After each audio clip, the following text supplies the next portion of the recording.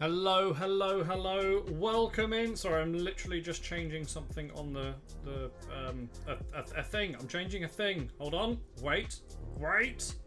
Hold on. Thing has been changed. There we go. Right, let's put that there. Hello. How's it going? Yes, Bailey is here. For those of you who weren't here on Monday, Bailey Cam has been restored. Our Lord and Saviour Bailey has been returned to us. The bestest boy. The bestest boy, everyone. Welcome in. I hope you've all had a lovely week. It's been... has it been mad? I don't want to say it's been mad. It's been productive. It has been productive. I have made and prepared and sprayed a load of models ready for product photography to go on the website. This is a very, very cool model. It's also massive. There's more of that to come. I've prepped the next 28mm army pack and this as well. Yes, it is an undead coach. So lots and lots of things done. I've got a new label. Lots of stuff has happened. I've got a new label printer so I can send stuff out quicker, hopefully, and easier. And it won't cost as much on shipping. And it's a whole thing. And for the last 2 hours, I've been... there's not a better way of putting it. Balls deep in Middle-earth. Hedgehog has gone, hey, the Lord of the Rings game is cool. I'm like, oh man, it is really cool. Is it still as cool? Ah, it is cool. I've got a rant. There is a rant coming though. We will get to the rant. Should I do the rant now? I feel like I'm going to do the rant now. Okay, so before I start painting, because then I'll get distracted. What deep in Middle-earth? Balls deep in Middle-earth. Yes, you heard exactly right. You've heard exactly right. Right. Historically, I don't spend a lot of money through Games Workshop. We all know this. I have 3D printers, and I think for a majority, not everything, but a majority of the time, their 3D printing and sculpting has gotten to the point where it is surpassing GW sculpts if you're not wanting to play official models and everything like that. However, I was thinking it might be nice just to have one game system that I could potentially play at Warhammer World, you know, during a meetup or something like that. And maybe Middle-earth Battle Strategy. I don't know. It's such a long name. Just call it Lord of the Rings. And I thought, maybe this is it. I don't need a lot of models. They're relatively, you know, some of the models are quite old, but the force that I was going for, I wanted Lothlorien. I want me some Galadhran elves. Because I rewatched the elves, Haldir and the elves turning up at Helm's Deep, and it sends shivers down my spine. I'm like, cool, yeah, I want some elves. I found an online army roster creator program thing. Spent an hour kind of messing around with that, and then I had a list. I've got a 600-point list. I know exactly what I want. Great, cool, and it wasn't going to cost me too much, even if I got it all the way all through Games Workshop, because there were a couple of pieces that were expert kits, ex-Forge World, which is annoying because I don't like Forge World resin, but fine, whatever. I can make my piece. I can make my piece with that. It's going to cost me more than I would if I 3D printed it, but for the ability to play in Warhammer World, sure, okay, I'll take the hit. However, I go to start tallying up. I go to start adding things to cart. There is one unit, which is also the oldest unit, available and in stock on the GW website. Can't get the main warriors, the Galadhran warriors. Can't get the heroes. I could get Haldir, but the Haldir I wanted with bow, they don't do anymore, because they only have this really weird pose of him swinging a sword. personal preference, I don't like it. So I wanted the old, ideally not metal, but the Haldir with bow in armor. They don't do it anymore. Okay, so that's going to be an eBay job. Can't get the warriors; they're out of stock. Can't get the two heroes. I can't remember what they're called. Like two twin, not Elahir and not those two. It's the two Galadriel heroes, which I'd never heard of, but they were cool. So I was like, okay, maybe I can third party the stuff apart from the expert kits, which you can only get through GW. Maybe I can third party them. No one has the Galadriel warriors. Element don't. Firestorm don't. Darksphere don't. And the only thing that I could have got was the Sentinel. I wanted a couple of Sentinels in there. I just want 2 Sentinels. They come in a pack of 3. Fine, whatever. But they're the older sculpts, and they're alright. They're okay. I was like, everything that I need for this army, I actively, someone who doesn't like giving money to Games Workshop, historically, I am actively willing to give you money for the first time in ages, so I can come and play in your building. You don't have what 90%. You don't have what I need to do that. So I'm gonna save money. I'm gonna go and support a small creator, and I'm gonna 3D print it. I tried. I honestly tried, and I was willing to buy them almost then and there. I'd have to check bank balance, but I was willing to do it. And now I'm just going to 3D print them. And honestly, they're better sculpts. I can get a Haldir with a bow. I don't need to worry about Forge World resin. I don't need to have models that are 15 years old. So, yeah. Sorry, G-dubs. I tried, and now I'm just going to save a lot of money and 3D print them and have better sculpts and better quality models, and yeah. Oh well. I'll see if they notice at Warhammer, I guess. Right, anyway, okay. Yes, I got distracted. This is the reason I 3D printed my Easterlings. Yeah.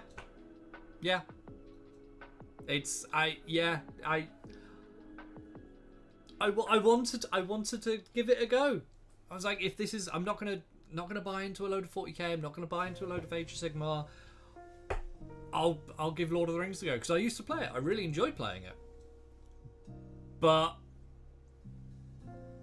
it is what it is. Pillow, yeah, I mean, I'm of the opinion that GW needs to overhaul their business, get out of the miniatures business and just do rule books. Now, that will force them to become much smaller. We'll need a massive... I'm assuming there's more to this. I'm assuming there's more, Pillow. They won't do it. They won't do it. I think the fact that they... Until they have their new manufacturing warehouse up and running, it's going to be like this for a while. I was just scrolling through a lot of Lord of the Rings. So much of it's out of stock, and which is fine. I get production delays, I get all that, but so much of it is just you can't get it at all. They would do the opposite. They would drop the rules over miniatures.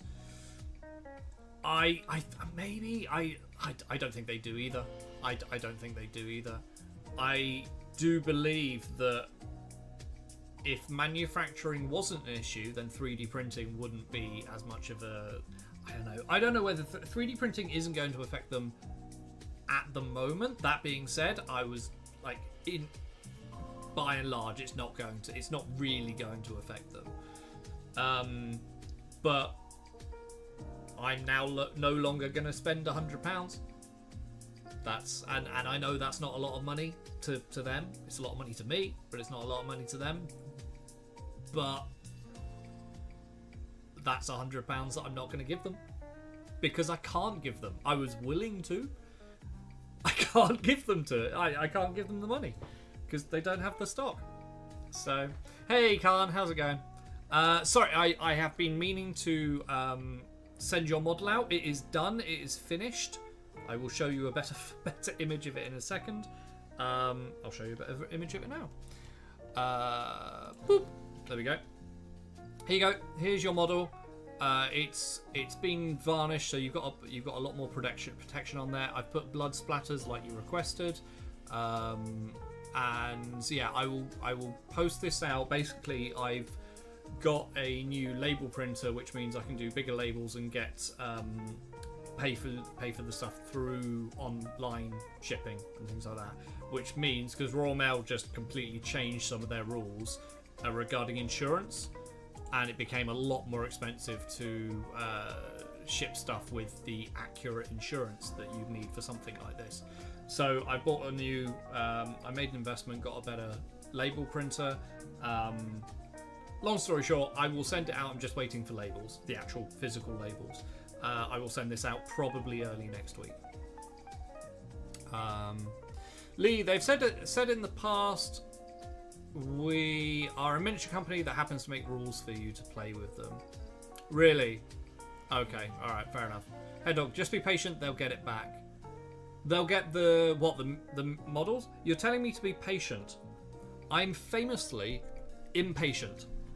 And also, like, if they had it there and then I was like, yeah, okay, cool. I'll take the hit. I'll spend more money that arguably I don't have. Yeah. So I can play in Warhammer World.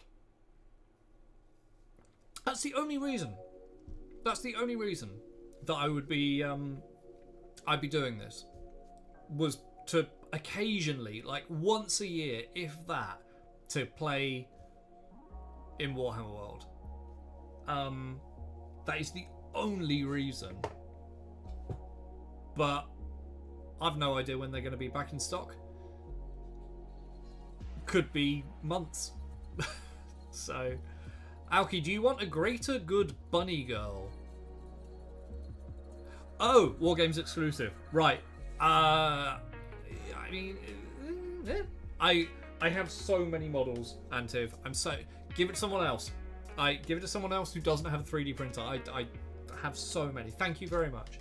But oh, it's okay, baby. Sorry, I moved.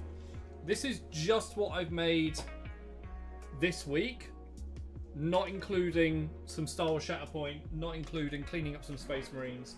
I have more models than I know what to do with, and definitely more models than I have space with. So I'm trying to reduce the amount. Finish my thought above. Hang on, wait. Pillow. Need a massive. You finished your thought above? Did you? I can't see it. I can't see the finished thought. Give me the finished thought. No worries, Colin. I'll get it. Yeah, I'll get it out to you as soon as I can. Oh, you got it as a freebie for supporting them on Patreon. What is in the file or the model? Don't play at local Warhammer store. Even the Adepticon event organisers for Middle Earth don't require GW figs. It's because it's not an official tournament, I guess. No, I didn't send in the chat, Pillow. Didn't send in the chat. Yeah, it's just to be able to play at Warhammer World. But to be fair, there's two forces that I'm interested in. It's the Galadrim Elves and the Rohirrim.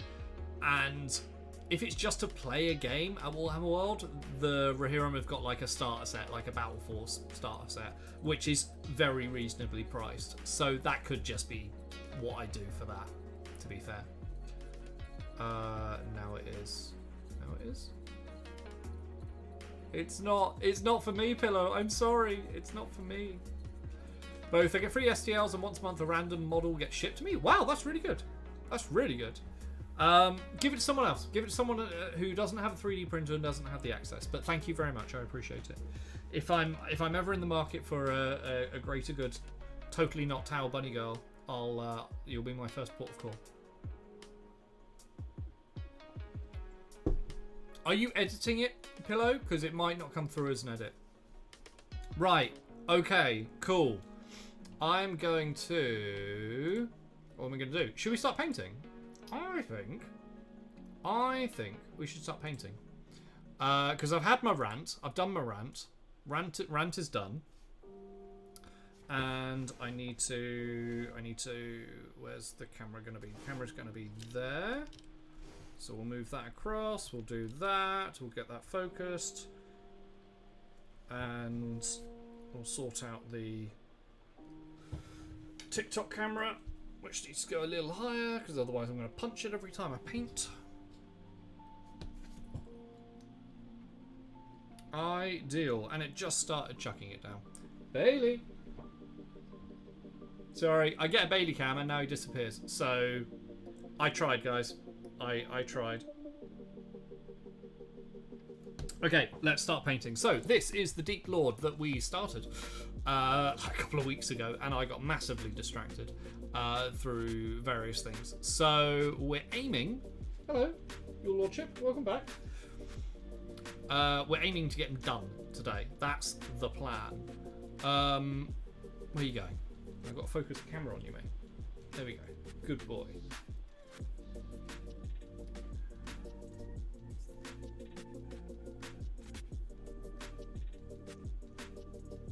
Okay, cool. Oh, hang on. Wait, what? That is very strange, Pillow. I think it's actually... It has updated, but not in my... That's really weird, because I've just seen it update on stream, but not in my chat. Very weird. Downsizing? I'm reading it as you're reading it. Because they won't be making money hand over fist. Because they just fat greedy pigs that charge a premium price of a middling product. I think this is the thing that I was talking about regarding Forge World, or now Expert Kits. Forge World used to be the top of the top. It really did. It used to be absolutely stunning. You know, okay, quality control issues, as it always has been, but by and large, it was the top. Back when everything was hand sculpted, towards the end of hand sculpting and things like that. Back when they did busts and display models. Forge World used to be up there. But it hasn't moved on. It hasn't increased in quality that much. And everyone else has just overtaken them. But they've kept the mentality of we're the best and we're the biggest, and put the price tag as a premium price tag. And everyone is just going, but you're not anymore? You're not the big dogs anymore? And everyone's got... a lot of other people have got better quality products for more reasonable prices. So all Forge World has, or you know, what used to be Forge World, is the loyalty fan base. Things like Horus Heresy, but that only suits people who like Horus Heresy, and like a lot of Space Marines. So it's got its place, absolutely. And I'm not going everything from Forge World is shit. That's not the case. But there's a lot better stuff, and this is before you even get into 3D printing. It's well before that. Yeah. For example, this model here, I think, is on par with something that you would get from Forge World. Annoyingly, I've just realised it is broken. One of the spikes is broken off, which is very, very annoying. But I think this is on par with something that you would get from Forge World. Style-wise and kind of quality-wise, I'm really happy with the quality. Forge World maybe sharper edges, because that's just their style. But yeah, by and large, I think this is something that would be on par with Forge World quality. Price-wise, this would probably fetch, at Forge World costs, I want to say £80 minimum. Absolutely minimum. 3D print cost? If I was just printing it, £2? in materials, not taking into account the fact that I have a 3D printer. Okay, imagine I don't have a 3D printer and I'm buying it off of someone on Etsy. 20 quid, 25 quid. I would actually price this as a character model. I'd price it around 25, 30 quid roughly. It's quite detailed. How 150 USD? Yeah, exactly from Forge World. But from 3D printer, like even if you were to double what I would charge, it would still be less than what you would pay through Forge World or Expert Kits or whatever it's being called. So how, like, where's the competition? Where sorry, not where's the competition? The competition is there's lots of competition, but where, like, how are the prices justified? Anyway, rant is over now. Rant is over. Let us paint some goddamn models. Okay, I need to shade down this orc skin to start with. Now, I think I'm gonna need to use a contrast paint because it needs to be a little bit more rich than a speed paint, I think, because I want the shadows to go quite dark. So I'm thinking, because that skin tone is quite light, Creed camo, maybe? Let's try Creed camo.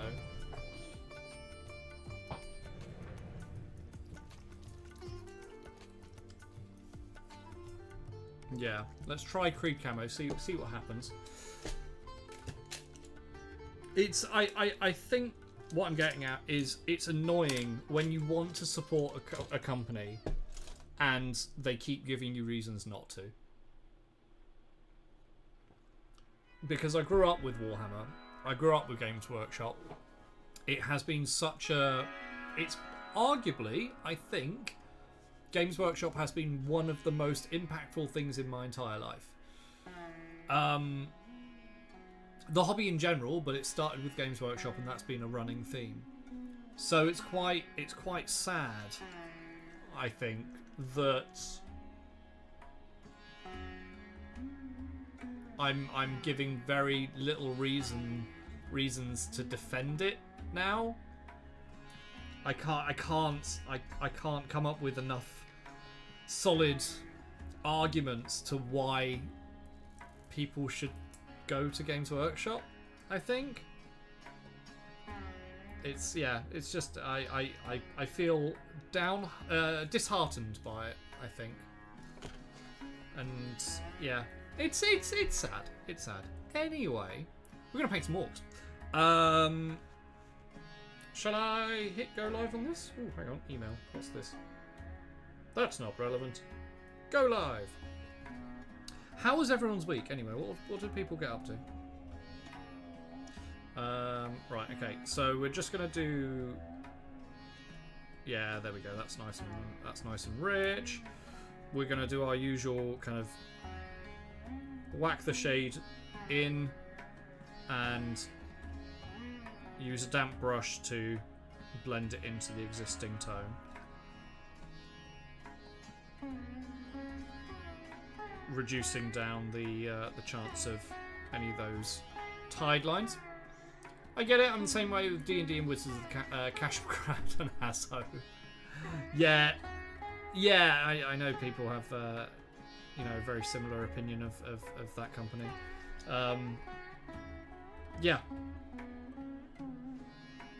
It's a shame. It is a shame. Yeah, Antiv, sorry, I saw in your previous post that you've got a chest infection. I hope you're getting well soon, buddy. I hope that improves for you.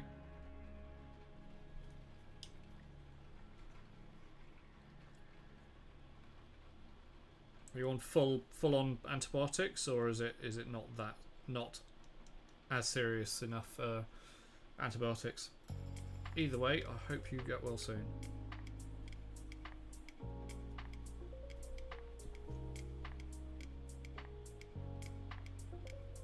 There There we go. So we're just shading down the skin. These reasons, both my RPG groups and moved away from D&D to all kinds of other games. Yeah, I get that. I think I think the difference between kind of D&D, like you once you have the D&D books, I know it's like not supporting the company, but once you have those books, you can just play that game. That's absolutely fine. And it's just essentially books, and you can use whatever models you want. But if you were to play in a D&D tournament or campaign or whatever like that, and it was like, well, you have to use our miniatures. That's not a thing, surely, right? Is that a thing? You don't take antibiotics for a chest infection. Weirdly, I've been laid up in bed with my black cat keeping me company. I have taken antibiotics for a chest infection. It depends on the chest infection, I guess. But either way, I hope you are feeling better soon.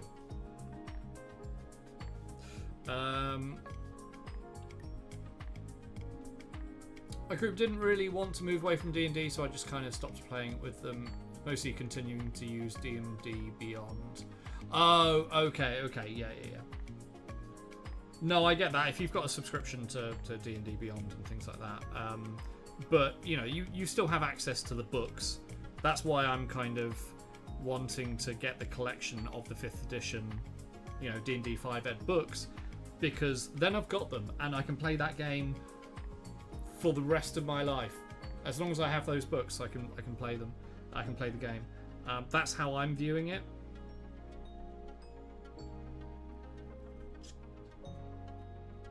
And that is, you know, that's true of any game really. You can do that with any previous edition of Warhammer or whatever miniatures game.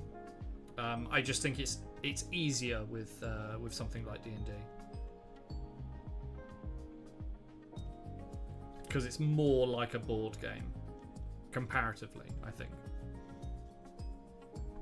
Lee, we have the books, but several of the players decided to sell their books off, and some will just not come anymore if we didn't move away. Really? Wow. Yeah. No. That's a hard response. Hey, welcome in everyone over on TikTok. How you doing? Thank you very much for all the likes, shares, follows. Hope you've had a lovely week. I've had a rant already over on YouTube. That's where I'm streaming at the moment. You get a better quality camera. You get more cameras. So if you feel like coming over there, then the link is in my bio. If not, thank you very much for coming and hanging out on TikTok. Pillow, yeah, I've kept my books, including the old ones that have since re-released after censoring. What's that about? As in previous editions, or? There we go. That's nice kind of richer tones in the skin for the orcs there.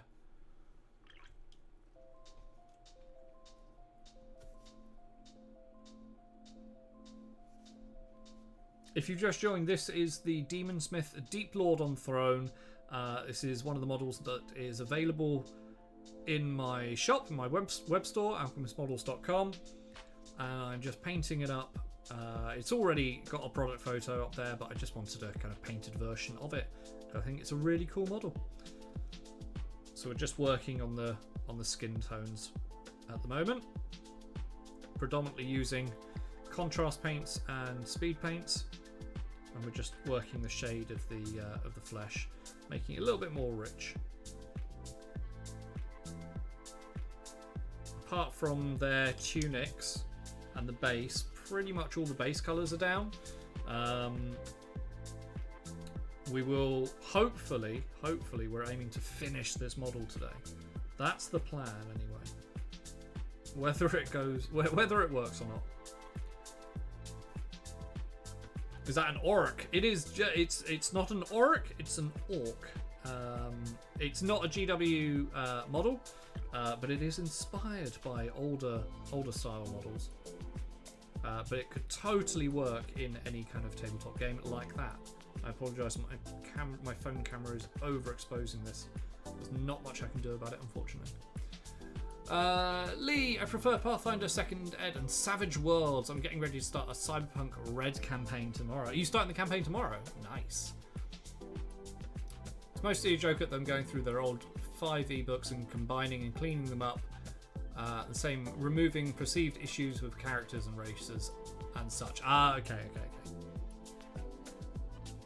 I didn't know whether you meant like Wizards had gone through and redone some of the books purely based on you know, language that needed changing, which, you know, I wouldn't necessarily put it past a company like that to do it in an errata, but not necessarily replace the whole book.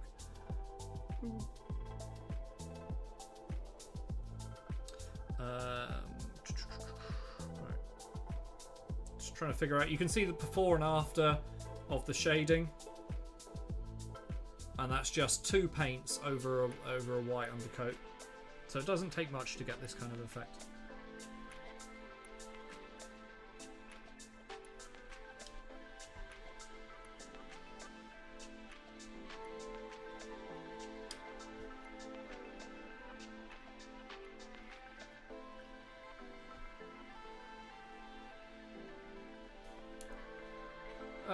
They did that with the Dragonlance book, and they've said they won't go back to Dark Sun, so it's the same thing. Dark Sun? Won't go back to Dark Sun? What's Dark Sun?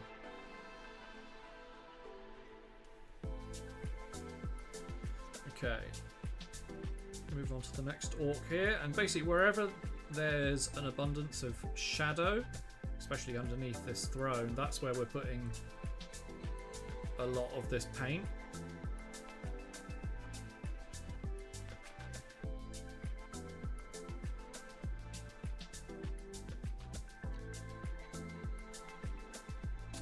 Removed the references to a race being created, slave race, that they are a race that was persecuted. Okay. Well, you know, that's fairly understandable.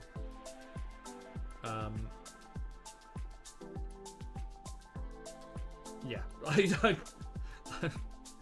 yes, I think that was the right thing to do, the right choice.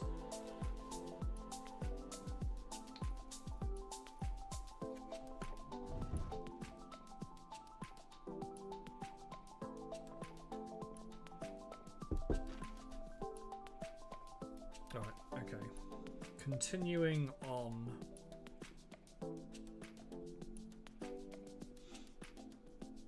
I also managed to, if you hadn't seen, I can't remember where I posted it, I think it was just on Threads actually. I managed to pick up a really good deal. I got 10 Primaris, I think they're infiltrators? Yeah, I think these are infiltrators. For £12, pre-built, cut, more or less cleaned up. I went over with Scalpel very quickly. But more or less cleaned up for 12 quid. So I now have all the models that I need to continue my contrast tutorials, going through all the chapters, Space Marine chapters. That's the plan anyway. Now I have all the models I need to do that, because I was kind of running out of Primaris models that were, you know, still relevant. I still need to paint models that people will recognize or are readily available. I've got loads of older tiny Space Marines, but I don't feel like it would be a smart move to do painting tutorials with them. Dark Sun, it was one of their campaign settings, post-apocalyptic desert world. I think their gods were all dead and just don't even exist, if I remember it right. What? That sounds awesome! The Thri-Kreen, Mantis people, and Halfling are feral and carnivorous? No clerics? Is this like official D&D? Is this canon, or is this like third party?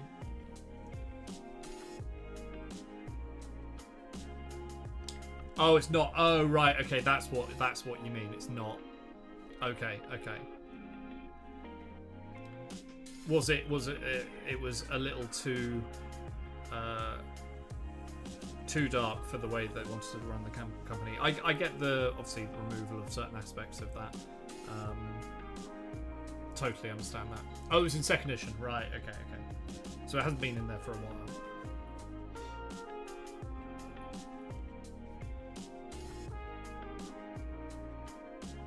I am a fan of kind of darker settings.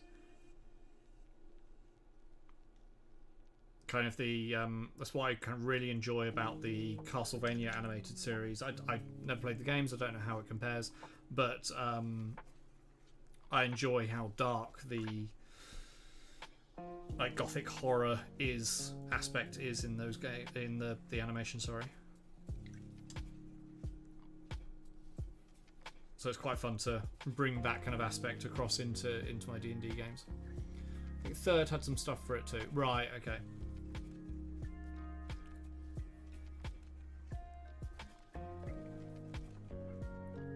Obviously, some problematic topics in that setting from what you've said, but so I get it. I'm surprised they removed the whole setting though, rather than just changing it, unless I'm misunderstanding.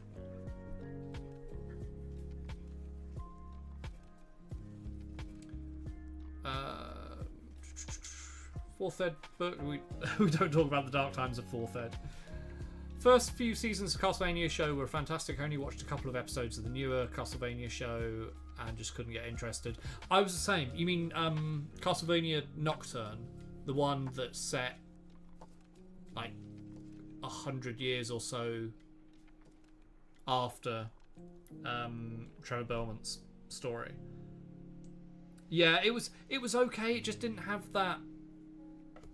It didn't have that really dry humour that I absolutely loved. I loved Trevor and Alucard and Silver just ripping the shit into each other constantly, really dryly. I really enjoyed that kind of relationship they had,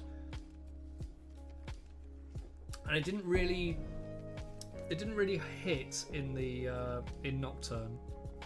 I didn't really get that feeling, which is a shame because I love the animation style. I love the world building,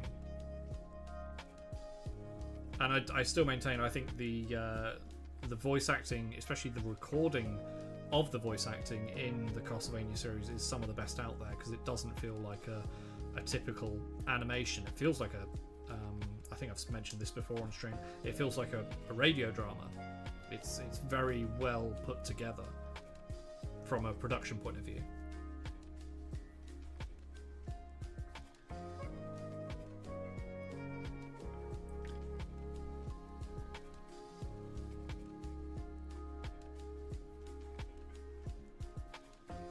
I might go back and finish because I probably made it about halfway through Nocturne, and it was okay. That it was okay, but I just didn't get the same feeling when I was watching the first, not the first series, but the Trevor Belmont story. That I would finish an episode and I'm like, I'm not going to bed. It's 1:30, but I ain't going to bed because oh my god. And some of the fights in the Belmont story were phenomenal.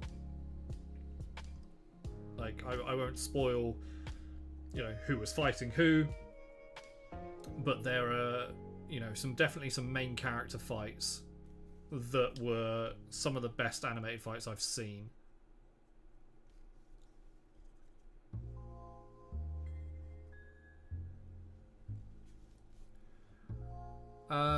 As long as you make sure that the book focuses on the fact that slavery or persecution is bad, focuses on the heroes making a change to the world, I don't see an issue here. Yeah, that's what I'm saying. Like, I'm surprised that they got rid of the entire setting rather than change the problematic issues with it, and kind of just kept it as a part of the world. So yeah, I'm kind of I'm surprised, but maybe they'll bring it back at some point. See that George Lucas is supposedly coming back to work on Star Wars because let's continue beating. I am not going to agree with you there, Pillow. There are very few aspects of the Star Wars universe that I don't like. So you're not going to get me to agree on that one. More Star Wars equals more good times, as far as I'm concerned. I need to actually book my ticket because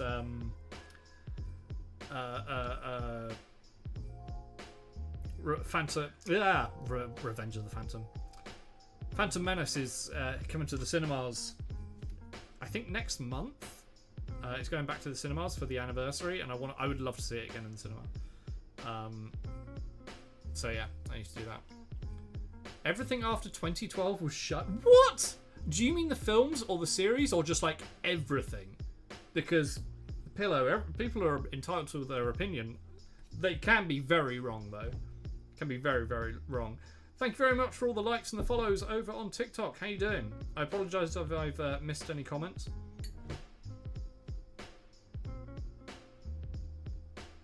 There's a love letter to Dark Sun from one of the original creators called Dragon Kings. Okay, so they've kind of continued it in a third party way.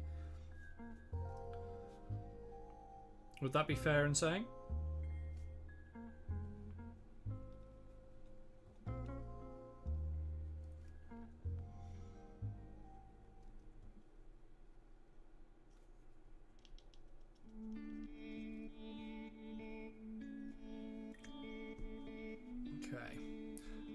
Does it have those Mickey Mouse grumpy gloves all over it? If so, it's bad. Wow. Okay. Alright. Do you like it? Do you not like it because Disney has it, or because you don't like the series or film or whatever?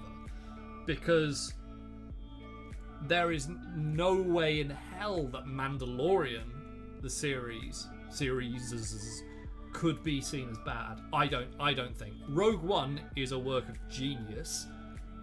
Arguably the best Star Wars film out there. I know that there are some people that disagree with that, and that's fine, they can be wrong too. But like, Mandalorian was great. I really enjoyed Andor.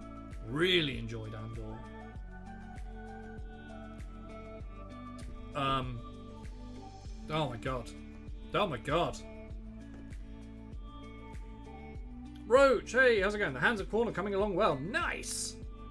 Smelly Bee, what model is this? This is the Deep Lord on Throne, the Demon Smith Deep Lord on Throne. It's available on my web store, alchemistmodels.com, along with the entire Demon Smith range. It's not the same world, but it has the same feeling, same feel, and is for Savage World game system. Oh, okay. Don't like what Disney has done with 99% of the IP. The first season of Mandalorian is great. After that, it kind of went downhill. I only watched one episode of Andor, and it just wasn't engaging. Andor is a real slow burn with a brilliant payoff. Andor is like, it's a very different feel. That's kind of why I liked it. I liked the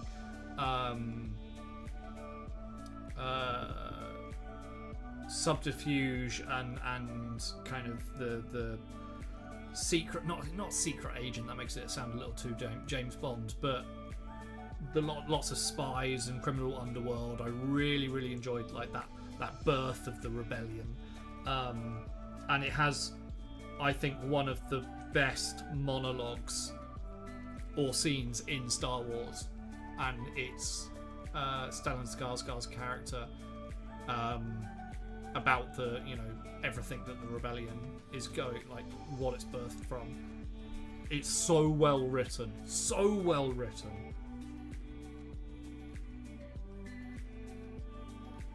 Book of Boba Fett was a dumpster fire. I appreciated some of the things in Rogue One, though I will say should watch it again. I actually enjoyed Solo. Kenobi was awful and Ahsoka was fine.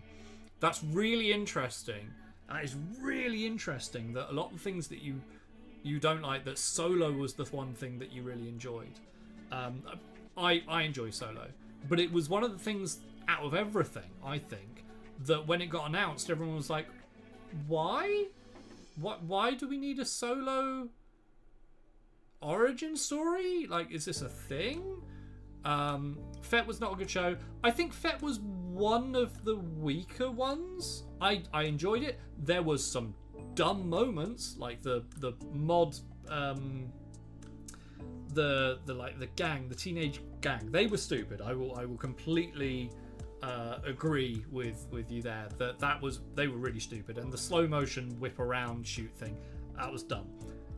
The best moments of Fett were when Mando was in it. The two or three Mando-centric episodes when Mando gets his new ship and everything like that. Oh my god, so good. So yeah, Fett was. I enjoyed it. It was nice to be back in that world. But I get it. I get that. You're in the minority for enjoying Solo. I enjoyed Solo, but I enjoy all the Star Wars stuff. So, yeah, I really enjoyed Solo, but I enjoyed the kind of the cheeky kind of side of Solo, and also Donald Glover as Lando. Yes, more of that, which apparently we are getting more of that. The mannerisms were perfect. He was Lando. Boba Fett show was just Mandalorian 2.5, so they could figure out a way to retcon what they did in season 2 of Mando with Grogu, and the fans wanted him back, and Disney probably also wanted the merchandise. I don't know whether it's a retcon thing. I'm not sure whether it's a retcon thing. Mando is just more popular, which is crazy because Boba Fett was the star, or like the breakout star, became incredibly popular for no reason. For no reason. He was a bit shit in the films, in the original films. And then the fan base just made him out to be this insane bounty hunter. But by and large, Boba Fett in the original films was just like a side character that was a bit shit. And then went on to be incredibly badass. Like Fett appearing in Mando season 2, I want to say, with the armor and just wrecking face. Yes, all of that. And then it kind of changed. They changed the character, which I enjoyed the character growth. It was fine. He had a very small role in the movies. Yeah, oh yeah, he was barely in it. He was barely in it, and yet became such an icon. Yeah, very, very strange. But yeah, the Fett series was. I enjoyed it. I enjoyed seeing more of the characters. I would agree it's not as strong as Mando. But yeah, it is what it is.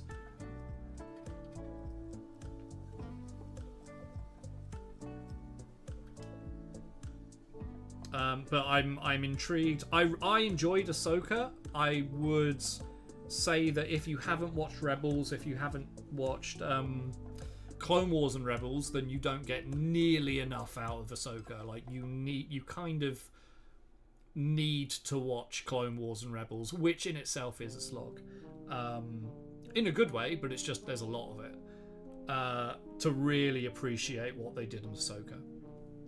Because otherwise it's just like, oh, who are these people? Why do I care? You watch the other series, you're like, oh wow, no, I really care about these people. I care about the stakes here. I don't think that was that necessarily would have come across if you haven't seen it, but I'm coming from a point of view where I had seen it, so it's a bit hard to judge that one.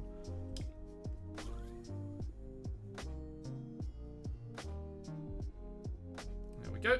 That's that shaded. Make sure we're working the paint quick enough before it dries.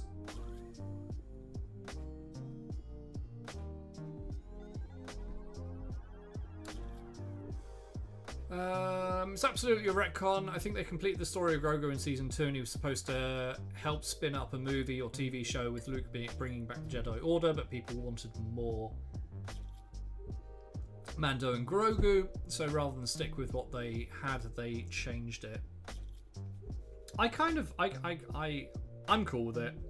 I'm cool with it.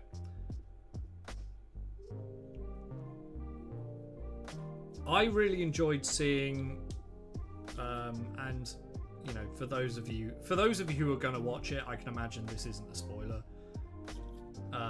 If you haven't seen it already, you're probably not going to watch it, but this isn't really a spoiler. But Luke and Ahsoka briefly meeting, or you know, being in contact, I really enjoyed that interaction. I really enjoyed that, because it's kind of family. I would say, I would argue, I think there's an argument for them being kind of family. I really enjoyed that being a thing.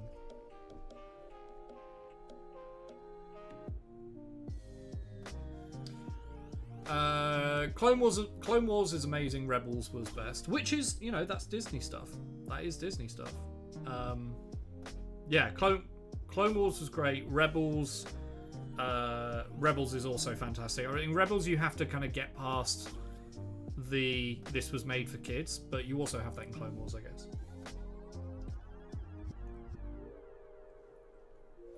Felt like Luke wanted to bring wanted to bang Anakin's cougar apprentice. I didn't get that from it, Pillow. I didn't get that at all.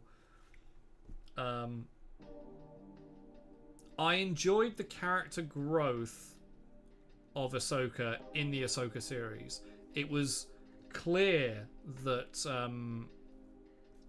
that she was a very different character from Clone Wars and Rebels, in a good way, in the best possible way. It was clear that, you know, after leaving the Jedi, that's what the character needed to do to go on their own path and progress. It was and it was just little things like the fighting style and the speed that Ahsoka moved was a lot slower in the live action series, mainly because, you know, it's not animated and you can't do the crazy things, but also Ahsoka was always kind of the first one in and really kind of eager and fast, and it was clear that in the series, I think there was a conscious effort to go, no, she's grown up and she has learned not to run in. She's learned to think about things. She's learned to, you know, take notice of the surroundings a bit more and give herself time. And I think that kind of came across in the series. In Rosario Dawson's performance.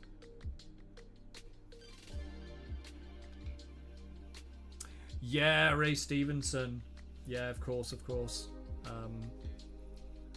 Massive loss. Very good in that series. Such an intriguing character, and it's a massive shame that we won't get to see more of that character. I was really intrigued to where that storyline was going to go, and obviously very sad. But yeah, I was very intrigued to where that was going, and unfortunately we'll never know. I hope that they kind of continue that story on in like a comic or a graphic novel, or they give that character some sort of closure.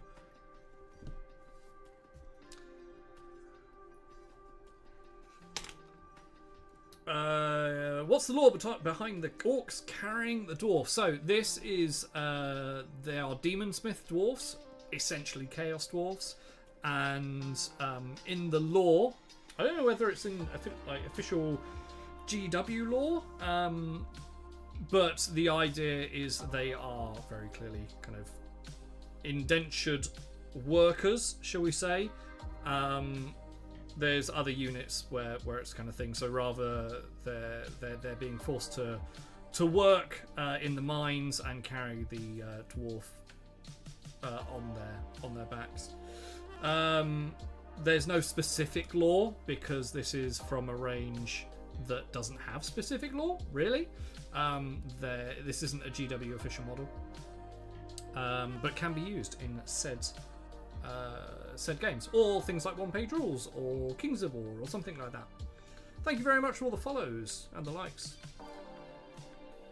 Tales of the Jedi helped show a lot of her development too. Yeah, I haven't finished Tales of the Jedi. I watched the first 2 or 3, and actually I keep forgetting about it, so I need to go back and watch that.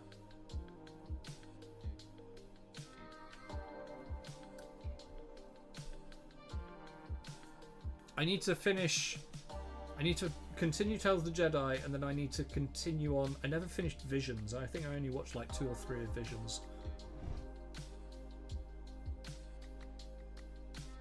I grew up reading the original Extended Universe, which is still canon to me. Everything that Disney has done has just been bastardizations of the canon.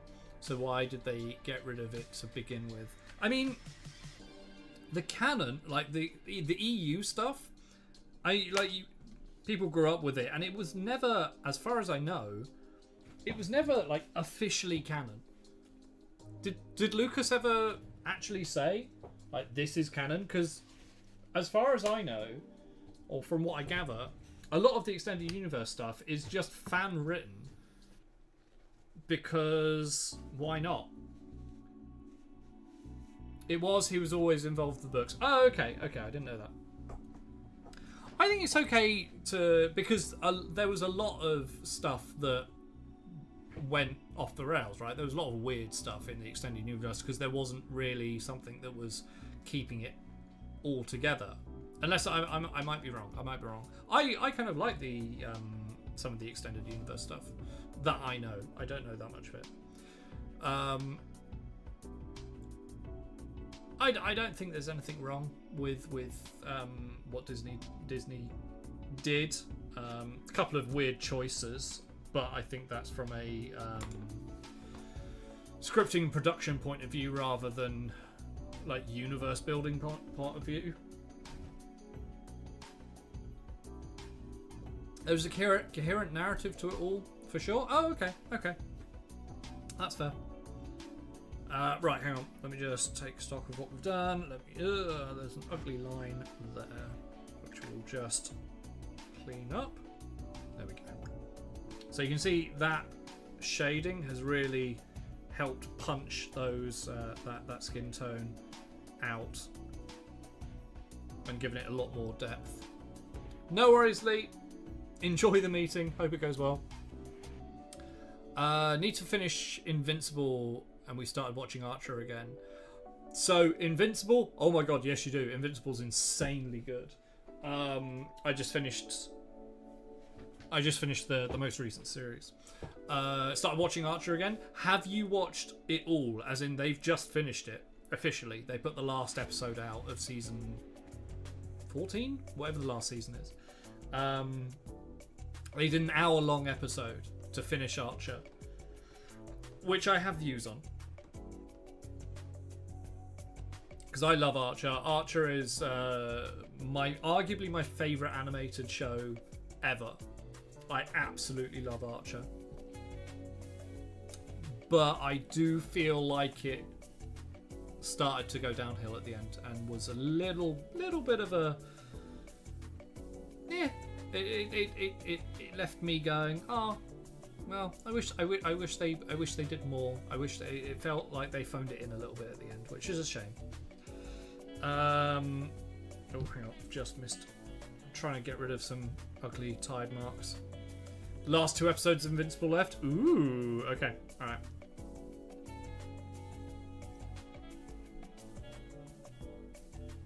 There's some very, very cool character development in Invincible.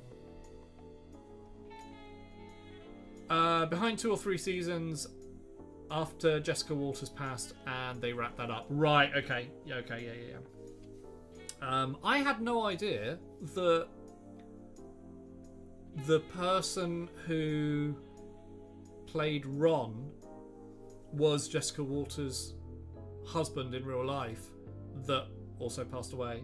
And I won't spoil it for anyone who's seen it, but who hasn't seen it and wants to watch it. But there is a really wholesome send off at some point. But I didn't know that. I didn't know there was that connection. Right. Okay. So that's the skin. That's the orc skin, kind of touched up. So we're going to put the Creed camo away at the moment. Thank you very much for all the likes over on TikTok. How you doing today? Wraps her character up perfectly. Yes, I agree. I think that was that character and that situation done absolutely right. I do feel that the season after that was good, was absolutely fine, and then it starts to wane a little bit. Not by much, but it didn't have that classic Archer feel for me. Where is the brush that I need? Ooh, that brush is looking like it might need to clean, or I need a new one. Actually, no, I don't want that brush. I want, because we need to do some touch-ups on the white. What's the time? It's 5 o'clock. It's 5 o'clock, and I am so behind on this model.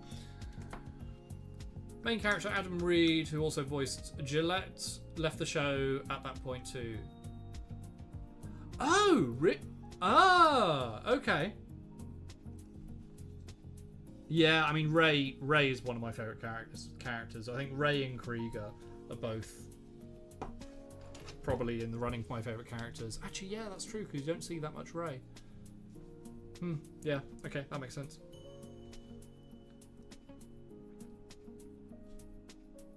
Alright. We're going to just do some touch-ups on the belts and the tunics of the orcs.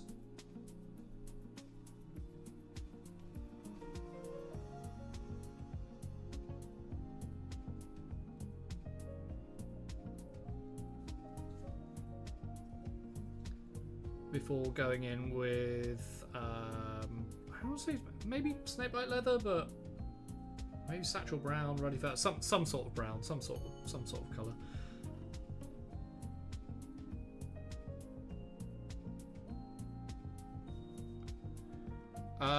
Watching through the first season, it's kind of amazing how hard the show went at the jump and didn't stop and didn't apologise. Yeah, absolutely. Like it didn't slow down right at the beginning. It really went for it, and I really enjoy it. I really enjoy it. I think all the way through, up until including all the coma episodes, like the alternative realities, which I love. Annoyingly, I don't know how you're watching it, Pillow, but annoyingly, Danger Island isn't on Netflix.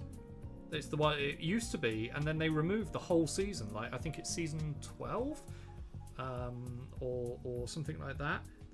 No, I think it's slightly after that, slightly before that. Just isn't on Netflix. They took it off, and it's just that season. Oh, you're using Hulu, so it's all there. Ah, okay, that's good. Because I rewatched it all recently. It's probably the season that I've watched. It's the show that I've rewatched the most. And yeah, I was getting through and I was like, cool, it's Danger Island next. I love Danger Island. And then just skipped it. I was like, oh, okay, cool, fine, that's a thing.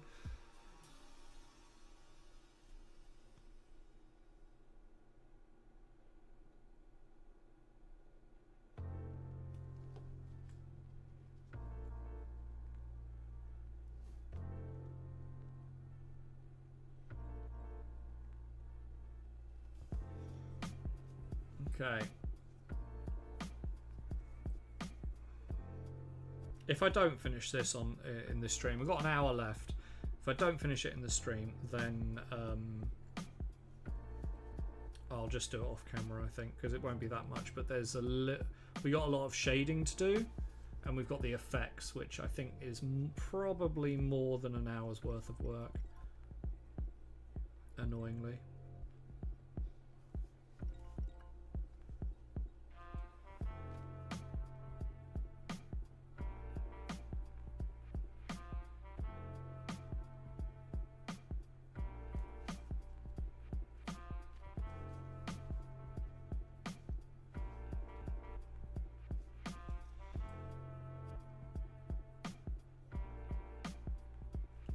I think I might, after the stream, have a look at exactly which files I need for my Lothlorien army now, or little force.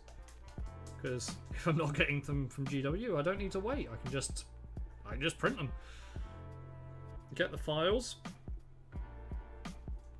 and start the army.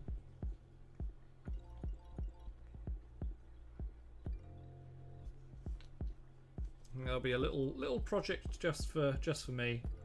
I might stream some of it, but I don't think I'll do any tutorials on it. It would just be a nice kind of spare time part of the hobby for me.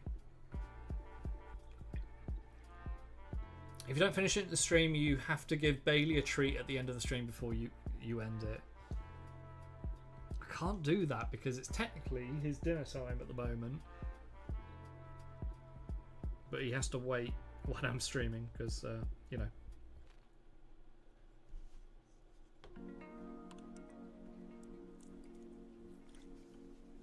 It's dessert before dinner. He gets spoilt rotten anyway.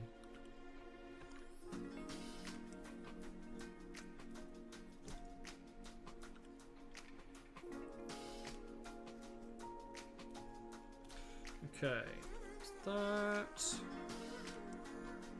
I think that's all the details done. I'm going to grab a smaller brush and just go over the teeth of the orcs. So we need something with a little bit more detail. Let's go with you. Yeah, desperately need to clean some of these brushes because they are not holding their points anymore when I leave them.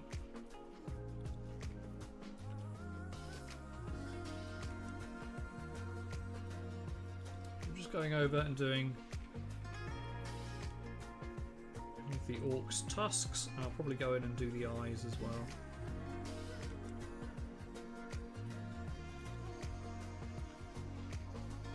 Go. Red, I can't get over how weirdly disproportionate all Warhammer minis are. To be fair, this isn't Warhammer. This isn't a GW model. These are actually sculpted at 10mm scale originally. So they're sculpted for like tiny. So the details are exaggerated, like the proportions are exaggerated. And I've scaled these up to 280%, which makes them 28mm, which is in line with Warhammer and one-page rules and kind of standard 28mm tabletop games, Kings of War, that kind of thing. But because it's scaled up from 10mm, that kind of disproportion of body parts, that very heroic scale, is exaggerated more. So it becomes even more stylized, which some people won't like if they like more realistic stuff. I find it quite charming because it reminds me of the older style of Warhammer, like back in the like late 90s, early 2000s, that kind of style. Excellent work. I'm seriously jealous and impressed. Oh, thank you very much. That's incredibly kind. Thank you. Where can I get this model? So you can get this on alchemistmodels.com, my web store. It's in the Classic Fantasy Armies, or Fantasy Classic Armies section. And this is the Demonsmith Deep Lord on Throne. There's a whole range of Demonsmith stuff on there, but you'll be able to find it on there. alchemistmodels.com. Hey, Valoreth, how's it going? Red, looking at some of the Imperial Guardsmen, they're all super lumpy. Your explanation makes a lot of sense, though. Thank you, no worries. The Guardsmen, they might be the older Guardsmen that you're looking at, because the newer Guardsmen are a lot more... GW's newer sculpts are a lot more realistic. They're not completely realistic, scale-wise, like proportion-wise, but they are better. They are less heroically scaled.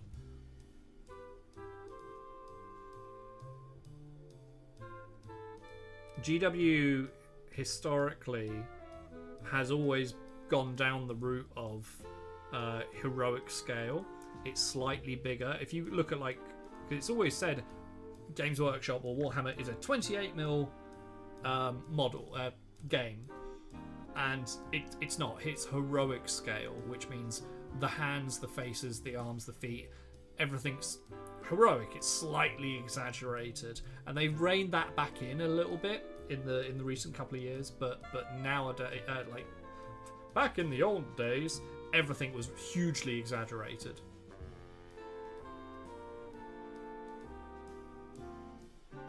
Super nice paint job too. Love the weathering. Hey, thank you very much. There isn't actually any weathering on it at the moment. There's a little bit of shading, but this is pre-weathering. Here's a model I did earlier. So this is from the same range. This is the Mech Sorcerer. Sorry, TikTok, I'll get that in focus for you. There we go. Kind of, roughly. There we go. So this is what it's going to look like when it's done. It's going to look a lot darker. There's going to be glow effects from the green on there as well. So this is like more of a finished product. We just need to get it through this stage first. Hello! So I found out earlier this week that Apple has allowed a Game Boy emulator back on the App Store, so it's been a Pokemon Yellow all week long. They've allowed that? That I'm surprised. That I'm fairly surprised at. Right, we'll just do the tusks first, and then we'll crack on with the eyes, because the eyes need to go red, but we need to work from a light undercoat. Undercoat.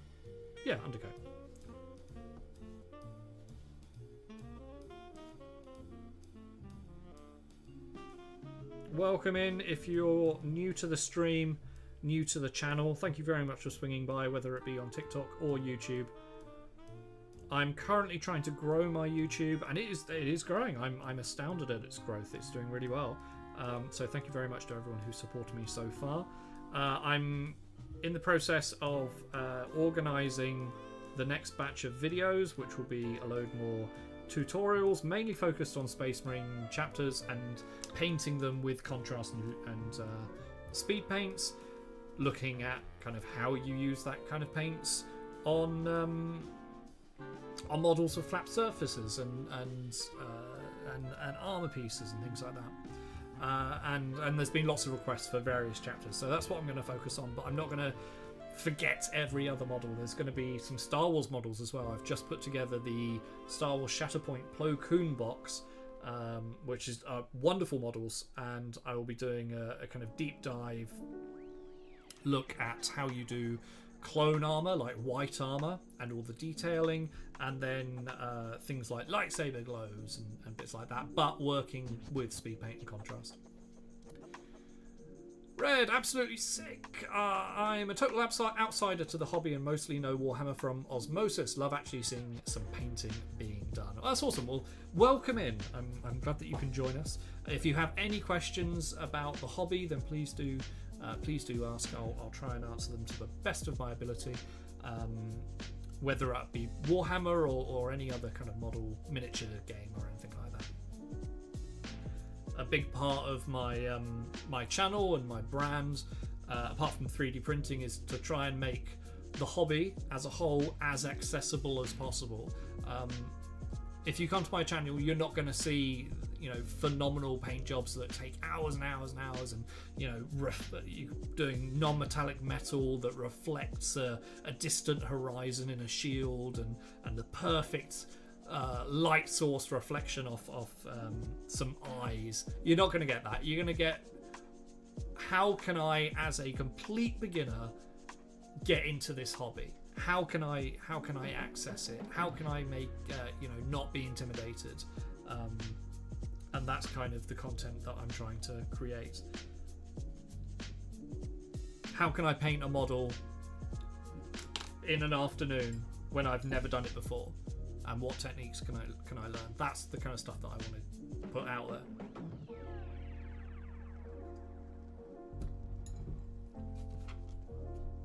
Okay.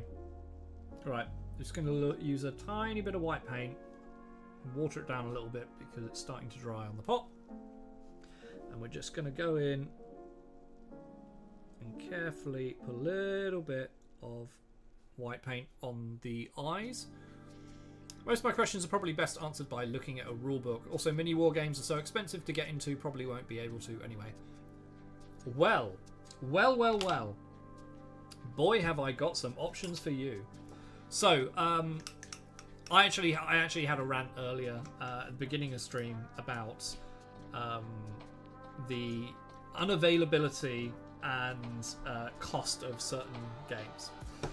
Which I won't. I'm actually gonna. I might clip the beginning of this stream and just grab it and make it into a separate video. But with the, and there's going to be a shameless plug in this anyway. But with the addition to 3D printing, wargaming is actually more affordable than it has ever been, I think. And there's so much variety out there that you're spoiled for choice. Now, as an example, like for something like, I'm just using Games Workshop as an example here. It's not just Games Workshop, but something like Warhammer 40k. You need to invest hundreds of pounds or hundreds of dollars to just start playing, and that's before you just to start painting. Really, that's before you even get into a game. And the games can take a very long time, and there's quite complex rules, or they can be quite intimidating to new people. However, if you look at games like One Page Rules, which the rules are free completely as PDFs online, or the basic rules, the main rules are completely free. The army lists builder are completely free online, and the way that you get the miniatures is through 3D printing. And they put out a stonking amount of content every month through their Patreon, and that has actually allowed, assuming that you have a 3D printer or access to someone with a 3D printer, that actually makes it incredibly affordable in comparison to other game systems. And with the idea of it, you don't need to have a whole army. You can do more skirmish games. So rather than having 50 to 100 models on each side, you can just have 5. And you can still have a very, very good game. And that's not including anything like, Star Wars Shatterpoint, for example, one of the models that I will be, or a couple of the models I'll be doing tutorials on. Obviously, Star Wars, incredibly popular IP. You can play a game of Star Wars Shatterpoint with as little as 6 or 7 models per side. And they are, they're not necessarily cheap. Each box, you need 2 boxes, and they're about 35 to 40 pounds each, but comparatively, that's all the models you need. So there are, have a look at One Page Rules. Yes, there's paper minis as well. They do paper miniatures that you can print out, fold in half, put little stands, and glue them back to back, and you can play the games like that. So One Page Rules is absolutely fantastic, and it's so easy to learn. I read that, admittedly, I've been in the hobby for a while, so I've got a basic understanding of tabletop gaming anyway, but I'm not great at rules. That's one of the reasons I don't play Warhammer 40k, or I don't play most of the GW games, is because I only get to game a couple of times a year. So I'm not going to invest my time continually rereading books. I read One Page Rules Grimdark Future, which is their version of 40k, essentially. I read it once. It took me about 20 minutes, and I was like, I know how to play this game now. Done.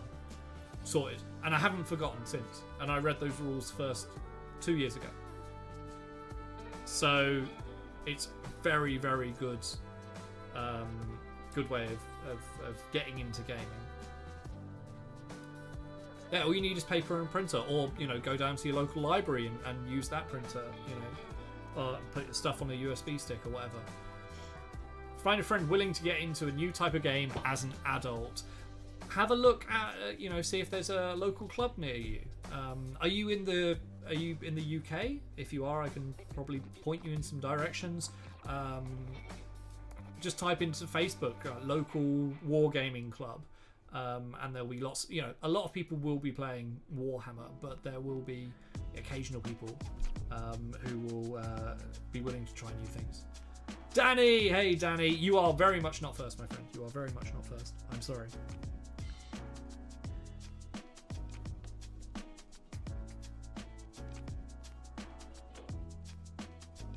Right, we continue on painting the eyes of these orcs. I'm not, I've just looked, it's 20 past 5. I'm not going to finish this model today. I want to do, but I'm not. Live in the frozen Arctic of northern Norway. There's nothing remotely like that in 3 hours radius. Fair enough, yes. I can see your options are limited.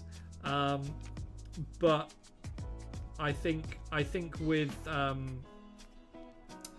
miniature wargaming, tabletop gaming, and things like that, it can be intimidating for someone who is new to that world to get into, looking at it from an outsider point of view. Honestly, have a look at one-page rules. You can you do it with the printed out miniatures, and as in paper miniatures, and go from there. If you enjoy the game and you want to invest a little bit more, then have a look at contacting someone with a 3D printer. I run a 3D print store. If there's something that you just want to have a go at painting something and you don't want to invest a lot of money, have a look at this is where the shameless plug comes in, have a look at alchemistmodels.com. I do ship internationally. Of course, there are import taxes and things like that, but have a look on there. There might be a model that you want to paint. There are lots of good kind of paint starter sets. Have a look at Army Painter. That's the range that I use, or one of the ranges I use. They've just released a new brand as well. This is Speed Paints. They've released their Fanatic range, which is traditional acrylic paint. And they do starter sets and things like that. So to actually get started in the hobby, it doesn't need to be a lot of money. It doesn't need to be a lot at all. One page rules is a great way to get introduced to the hobby. Yeah, exactly. How are you, Danny? Heck, your things here though, these are worth getting just as shelf statuettes. Exactly, yeah, exactly. You don't need to, there are so many people. I'd argue there are more people that are just painting and hobbying than there are actually playing. Absolutely. And there's, if you just wanted to go down that display and just I want to paint this because it's cool, that's so much more freeing, because you're not restricted by, oh, that doesn't belong in my army. Oh, I can't have that because I don't have enough points for my list or whatever. My main go-to when people are how do I get into the hobby, is pick up a starter paint set with your primary colors and a couple of paintbrushes, and then look at models and see which one that you like the look of. What do you think looks cool? And just get it. And just have fun. The other thing is, don't let anyone tell you that you're painting something wrong or you're hobbying wrong. It's your hobby. Paint it out how you want. Yeah. Autumn. Hey, Autumn. How's it going? Let's paint a Deep Lord and feel all right. Absolutely. Huge fan of painting things that I think look awesome. Yeah, absolutely. It's a big part of the hobby. I'm in a fortunate position with what my main income is from my shop, from my 3D print shop, and so I just pick models that I want to kind of advertise and show off, but also that I just want to paint. I think this is a very, very cool model. There's a reason why this was the first model that I painted from the range, because this is dope as fuck. I love this. This is very, very cool. It's stupid. It's wacky. It's crazy. It's you know, a Chaos Dwarf with 4 mechanical legs with a big stack top hat with fire coming out the back and a tiny little like flame demon in a little generator. That's insane. It's cool. I wanted to paint it. Correct way to paint. Yeah, the only correct way to paint is paint something that you're enjoying painting. And yeah, and what Autumn is getting at, don't compare yourself. Steal ideas, take inspiration, absolutely, but don't scroll on social media and going, "Oh, I'm not as good as this person." Shut up. Don't do that. Don't do that to yourself. Don't do that to yourself at all. Read this tiny family-run yarn and GW shop in my village. Oh, really? Gotta stop by them and see if they still carry minis. It's been years since I was there. That would be cool. That's the best way of doing it, is walking into, if you have the confidence to walk into a shop, like a hobby store, which not everyone does, but you know, if you're in that position, walk into the hobby store and just look at the models and go, oh, you know, that's sick. I want to play with that. I want to play with the tiny little toy. I want to paint it up. Go from there. Go from there. Velreth, there are those who don't paint physically. Some of us take STL files, render them out with 3D applications, and paint the 2D image in a digital painting app. Yeah, that's what Velreth does. So there's lots of different ways of doing it. I got to steal all my ideas. I'm getting better slowly by seeing other people doing cool things, and I try to match their techniques. Yeah, exactly. Like my style of painting with contrast and speed paints. It's something that I'm progressing, and not a lot of people do it comparatively, and it doesn't suit everyone. It doesn't, you know, not everyone likes it, but it's my thing. I'm owning it. This is what I want to do. Right, TikTok. It's coming up to 5:30, so TikTok stream is now going to end. Feel free to come over to YouTube, where I'm going to stream for another half hour and continue painting this. I'm not going to finish it because I've been way too distracted and way too chatty, but that's fine. Yeah, otherwise I will see you on Monday, which is when I'm next going to stream. So see you later. Bye. End now. There we go. As my battery goes. Oh, thank God for that. Cool. Right. Just get rid of that. There we go. Okay, cool. I've watched North of the Border and Studsom Studio. Crafting in general is such an appealing thing. I don't know North of the Border and Studsom Studio, I'm afraid. I'm sorry. What is that? Talk to me. Tell me. Educate me.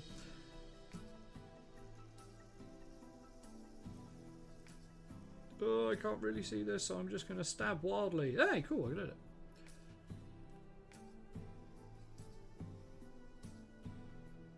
But yeah, like general crafting is so, you know, there's so many aspects to that hobby. 3D printing in itself is a hobby. Okay, so where are we going? We've got to do these kind of loincloths and belts. I think I'm going to go hardened leather for the actual like cloth bits, and then I'll do satchel brown. Probably it's a good bet for the belts themselves. I think your chat froze. I don't think so. I think it's going. Refresh your browser.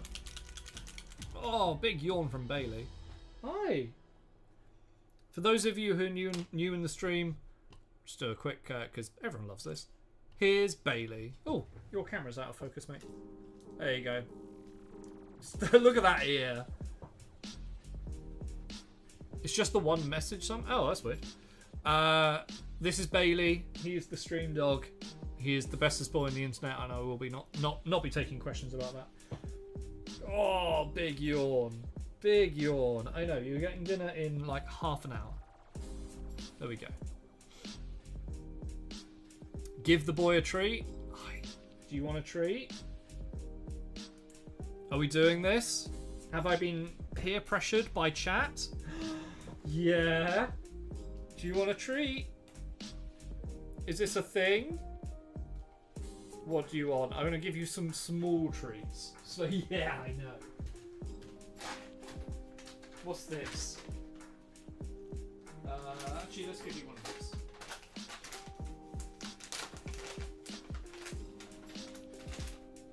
Can I sit down? Can I sit down? Really? Okay, alright. Otherwise you just see my torso. There we go. What's this? Yeah. Well, that's not going to last long. Hi. Yeah?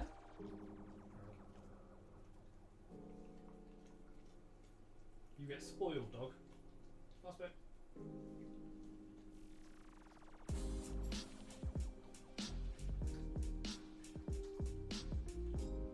Oh, is that good? Scratch behind the ears?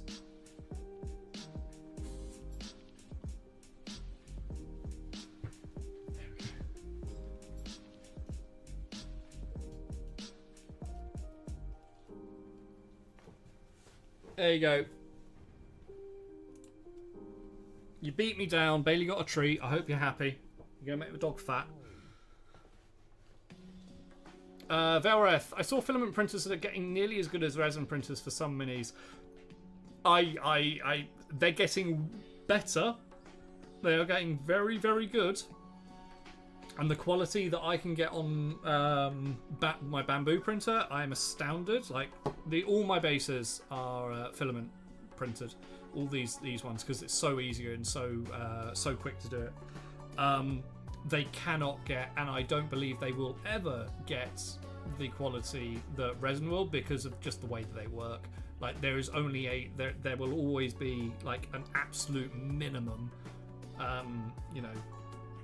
layering that you'll have.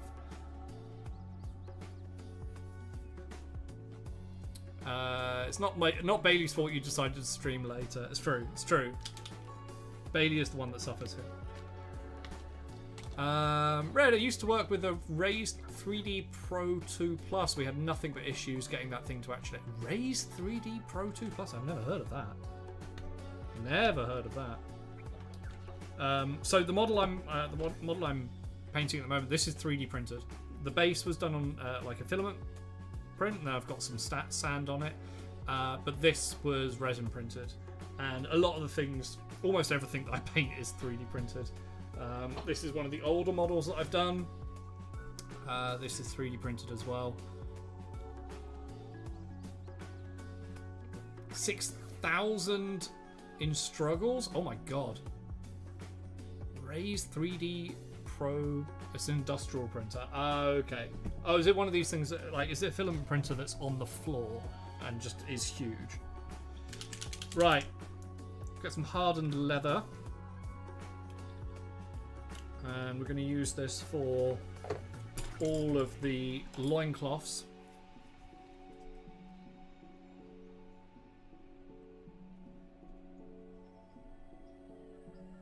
We'll probably shade this down with a little bit of Rattling Grime at some point. Just be careful not to get it on the skin.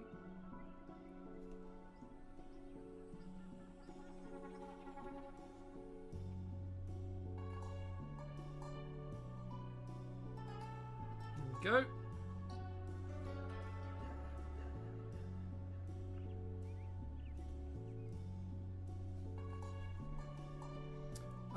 It's 1.5 meters tall. Damn. Serious issues with bed adhesion. Oh, really? FDM printers are.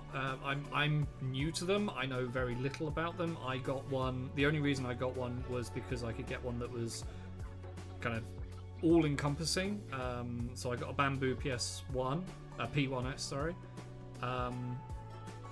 and that is pretty much plug and play. I haven't had to tinker with it at all. Resin, I've had to tinker with quite a lot, but now I've got it down, and I'm really happy with how those work. But it did take a lot of kind of mucking around.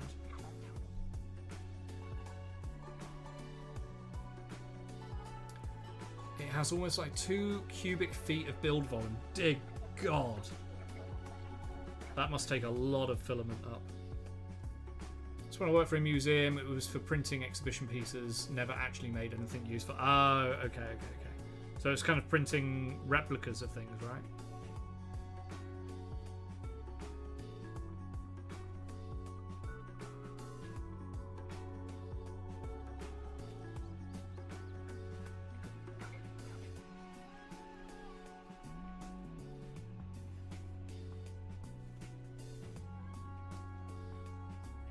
It was the big idea. Why they invested? Right. Okay.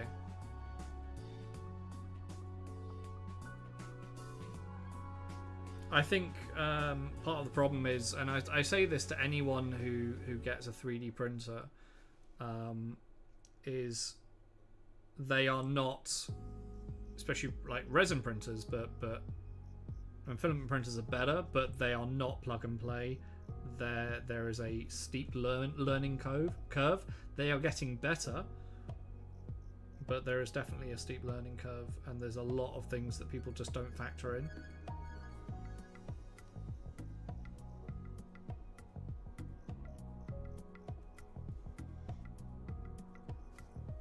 Yeah, Antiv speaks from personal experience there.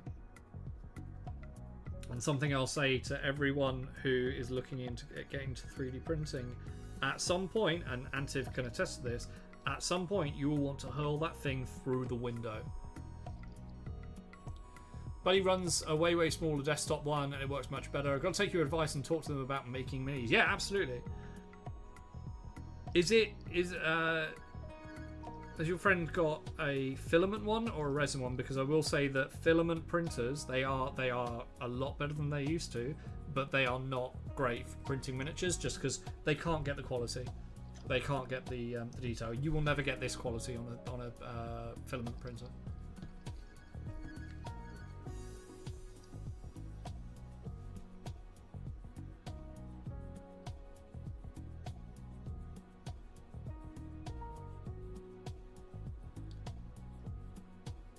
Even if you do like acetone vapor smoothing, yeah, because you won't get the detail. It's not the smoothing. Like the layer lines will definitely appear, but you'd never get the initial detail. Filament is great for things like terrain and buildings and cosplay and props and kind of larger things. You know, if I've got a specific base that, you know, someone wants to upscale one of the models that I sell, and the base won't fit on the resin printer anymore, then I've printed it on the FDM before, just to solve that problem. But you don't get the same quality. Filament is great for functional prints as well. Yeah.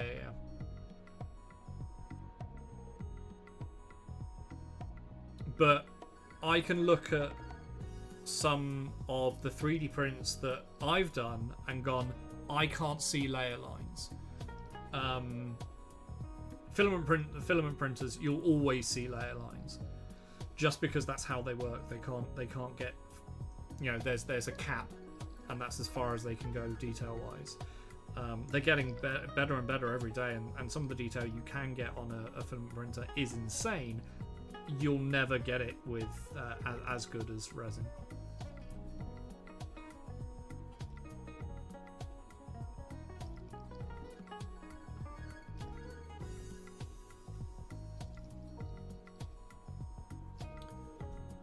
Resin is the king of detail for minis, but terrain and everything else Alki mentioned is better left to filament. Yeah, exactly. Because it gets to the point where when you're printing in resin, if you're printing such big parts and there's not a lot of detail, then you're just wasting resin, because resin is more expensive than filament. Yeah, it is. It's getting cheaper, but you know, it's hard to beat that. It's also lighter as well, depending on if you're hollowing stuff, but I think it's the difference between, where's the example? Here. It's the difference between printing something like this, which is quite, I mean, and that's not overly detailed. That's kind of why I like it. It's quite simplistic in detail wise. But if you're looking at something like this, which is incredibly detailed, versus something like this, which looks like a sex toy, but it's not. It's a piece of terrain, I promise. This is printed in filament. So from afar, you can see that's actually, you know, there's quite a lot of detail on there. But if we put it underneath the camera here, you can see the layer lines. Obviously, this isn't a layer line, this is a join point. But to print this in resin would take a lot longer. You'd waste a lot of resin. On some printers, you just wouldn't get it on the printer. And this is pretty clean. My printer's really, really good, but you can see the layer lines.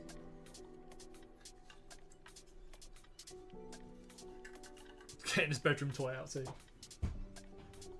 Don't know what you mean. Don't know what you mean. Like, there's no way you'd get... Where's an example? Here you go. So this is 10mm scale. There's no way you could print that, which is roughly the same size as my thumbnail. You couldn't get that detail on a filament printer. No way in hell. No way in hell.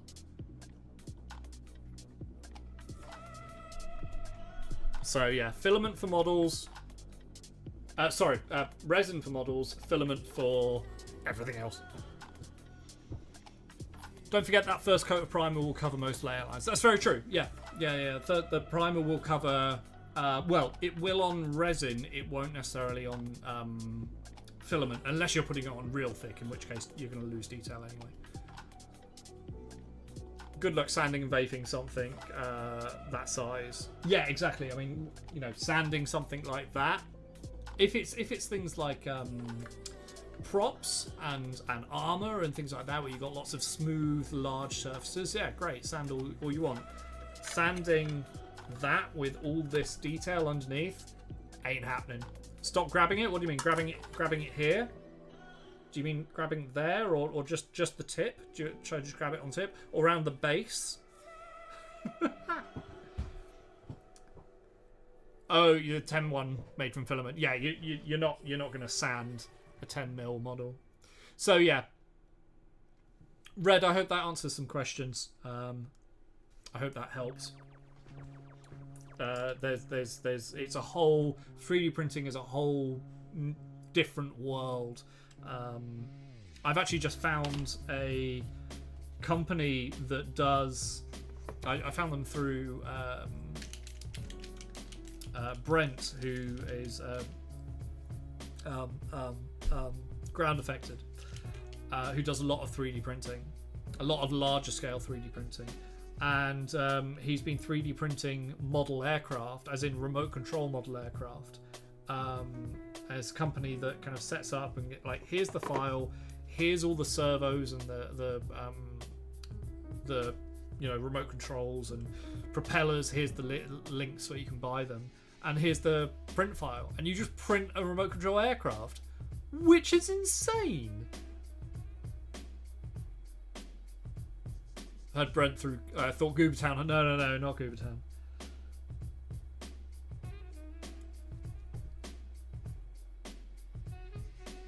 Okay, so there is. We're going to go in Satchel Brown Melts time. Oh my god! I'm getting so slow at painting now. I think I just get distracted by stream, which is fine. I'd rather, you know, I'm no longer in a rush to paint like I used to, because I'm not selling these models. I'd rather concentrate on chatting with you all and make it an entertaining stream. Hopefully.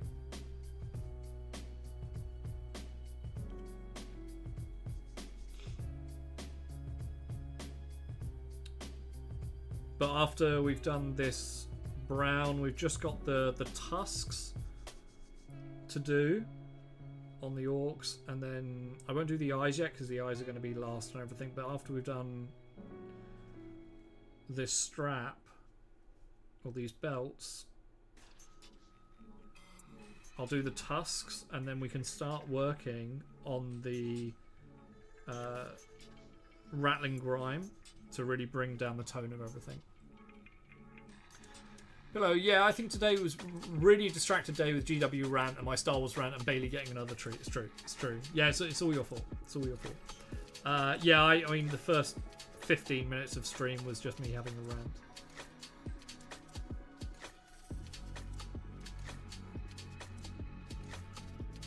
I never thought I'd be annoyed at not being able to give GW money. I didn't think that was going to be a thing, but apparently it is. Oh, nice try, Pillow. No, nice try. Ain't happening.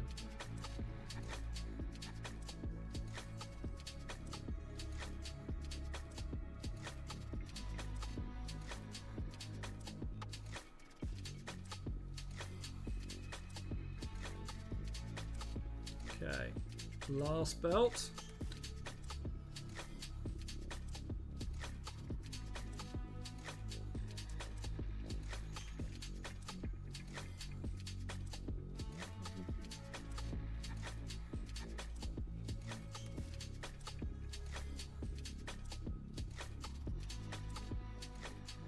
There we go.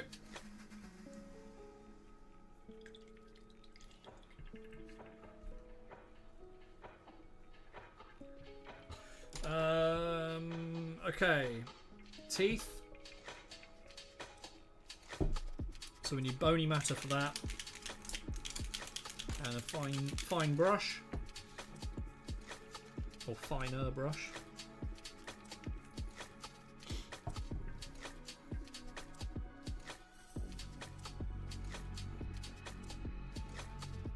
Like I've said it many times before, bony matter is one of those paints that goes on very lightly but will dry darker. So we just put a bit on and leave it to do its job.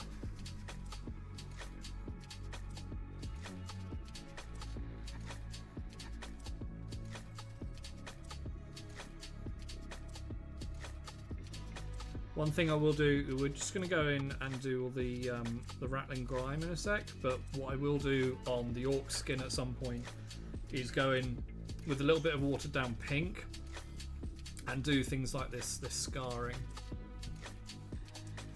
Sorry, Bailey, your master is a tyrant. If you need help, yawn twice for yes, or get the Caesar dressing. Get the Caesar dress? What? Okay. Right, I need... What do I need? I need a wash brush. Actually, we'll use that brush. That brush is a good brush. Because we're going to get our fingers dirty in this one. That's Black Legion. That's the wrong paint.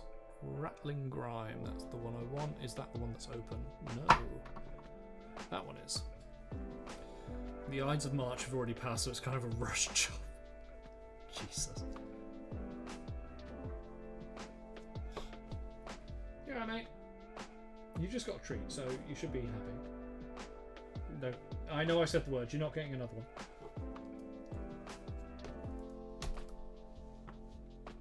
Okay. Right. We've got Rattling Grime. So this is where the model turns from like this bright colour to this. The only places we're not going to put this on is going to be the Orc skin, the face. I don't think I'm going to put it on the skull. Oh no, I will put it on the skull. I'm not going to put it on the face. I'm not going to put it on the Orc skin, and obviously the base as well. Can't look at him and say the word. I know I'm just the worst, aren't I? So where are we going to start? We're going to start with the chains, I think. So we're putting a little bit of Rattling Grime on a brush, dipping it in a tiny bit of water,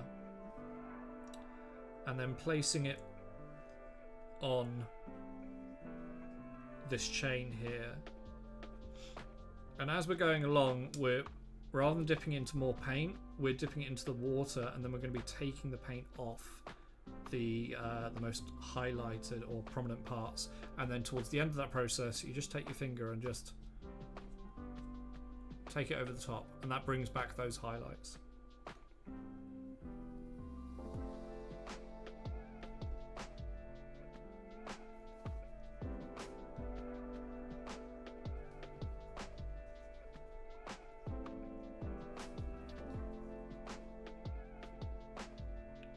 we won't use the finger as much there, mainly because our current reach, but also it's in shadow. It's in a little bit more shadow, so we don't need to.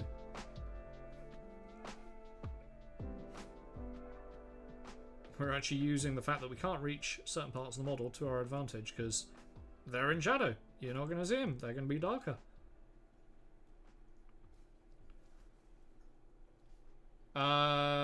Does it work now? Does what work now? Sorry. What? Oh, you had to switch accounts. YouTube started just not sending my messages. Ah, okay. Thanks for your whole explanation that I was apparently unable to respond to. Well, hopefully you got it sorted now. Yes, we can see you now. Yeah, you're welcome. Absolutely. I hope it was informative and not too lectury. I don't want to lecture people. So hopefully you found it interesting. Right, a little bit of water down, and then we'll put it there. We're also going to let that kind of drip down onto the leather.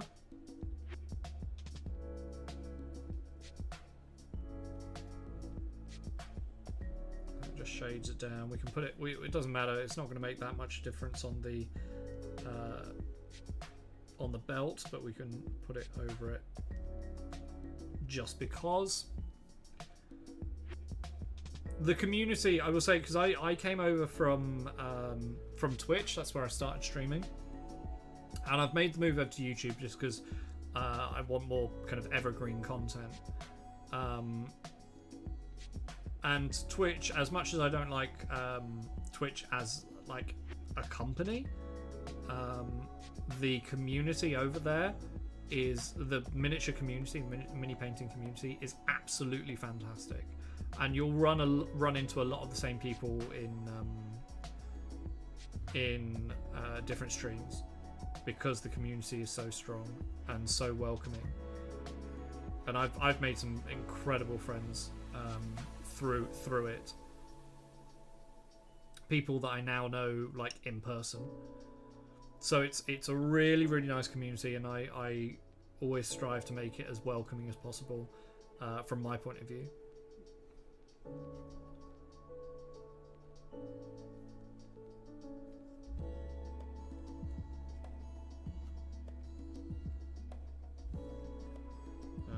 Okay, a little bit around the back here. Again, that's why I like these models, specifically like these scaled up 10mm models, because there isn't a lot of detail, like comparatively to models that are sculpted at 28-32mm. There's not an overabundance of detail, so you're not overwhelmed, and you're not trying to get to places which are really hard to get get a tiny detail that you probably won't even see anyway. It's fairly simplistic, so it's quite freeing to work on.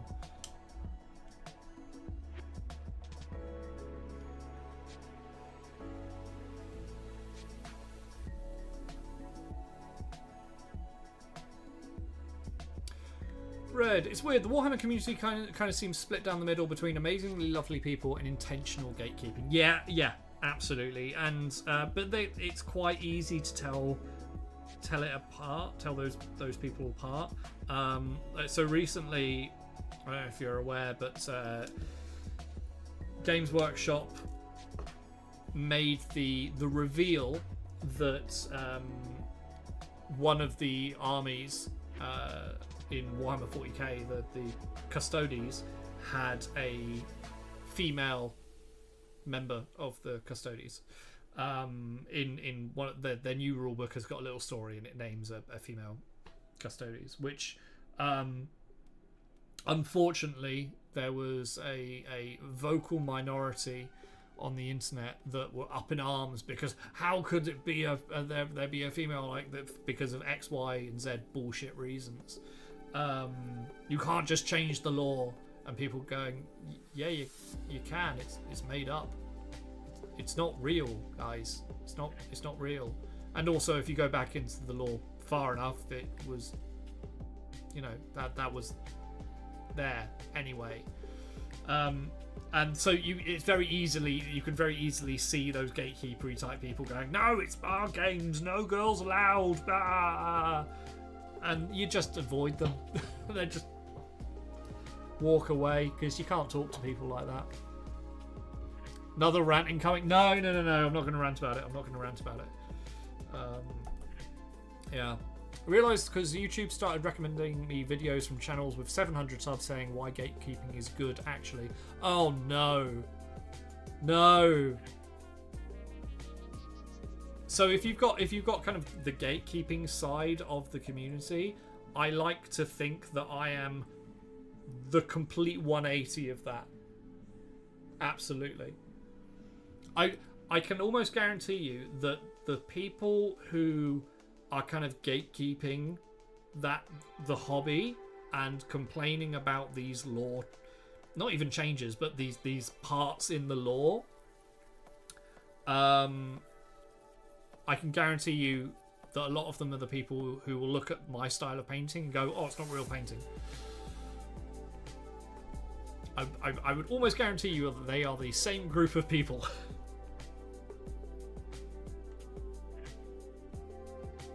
It's sad, really. It is sad.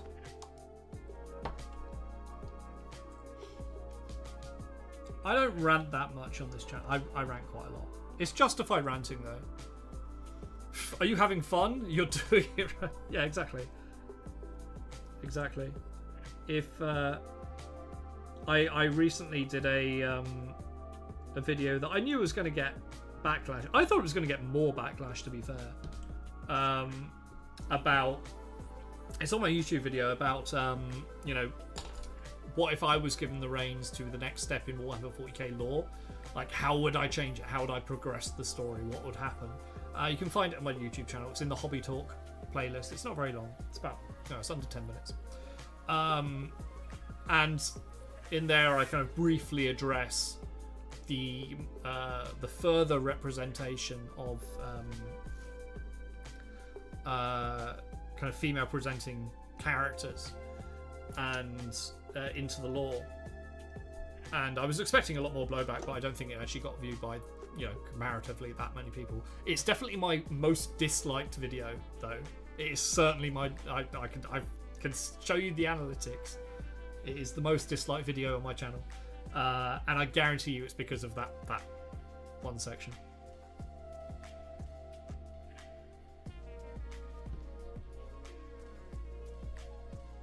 I'm way too old to be upset about people enjoying a thing wrong. Yeah, exactly. Like, it's not real. It's a made-up game. And I get people have passions about, this is something that I've had all my life. Same here. I'm not getting pissy about it. Grow up. Can't have girls in my hobby. I don't like it. Shut up.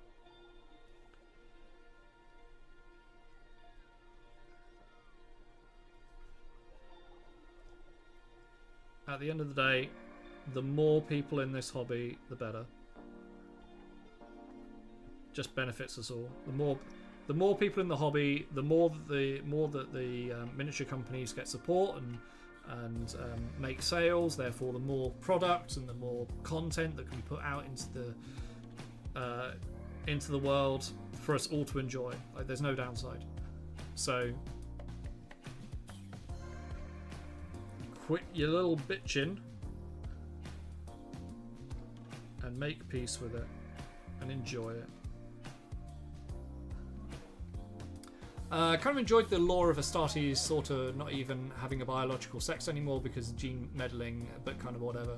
They shouldn't have been men to start with, if that was true. The issue is that the lore and the hobby was created by men in the 80s, late 70s, early 80s. And back when, there was a lot less female representation in everything. So, and unfortunately, there are members of the hobby community that have never moved past that, and are not upgrading their or updating the where the world, or not meeting where the world is now.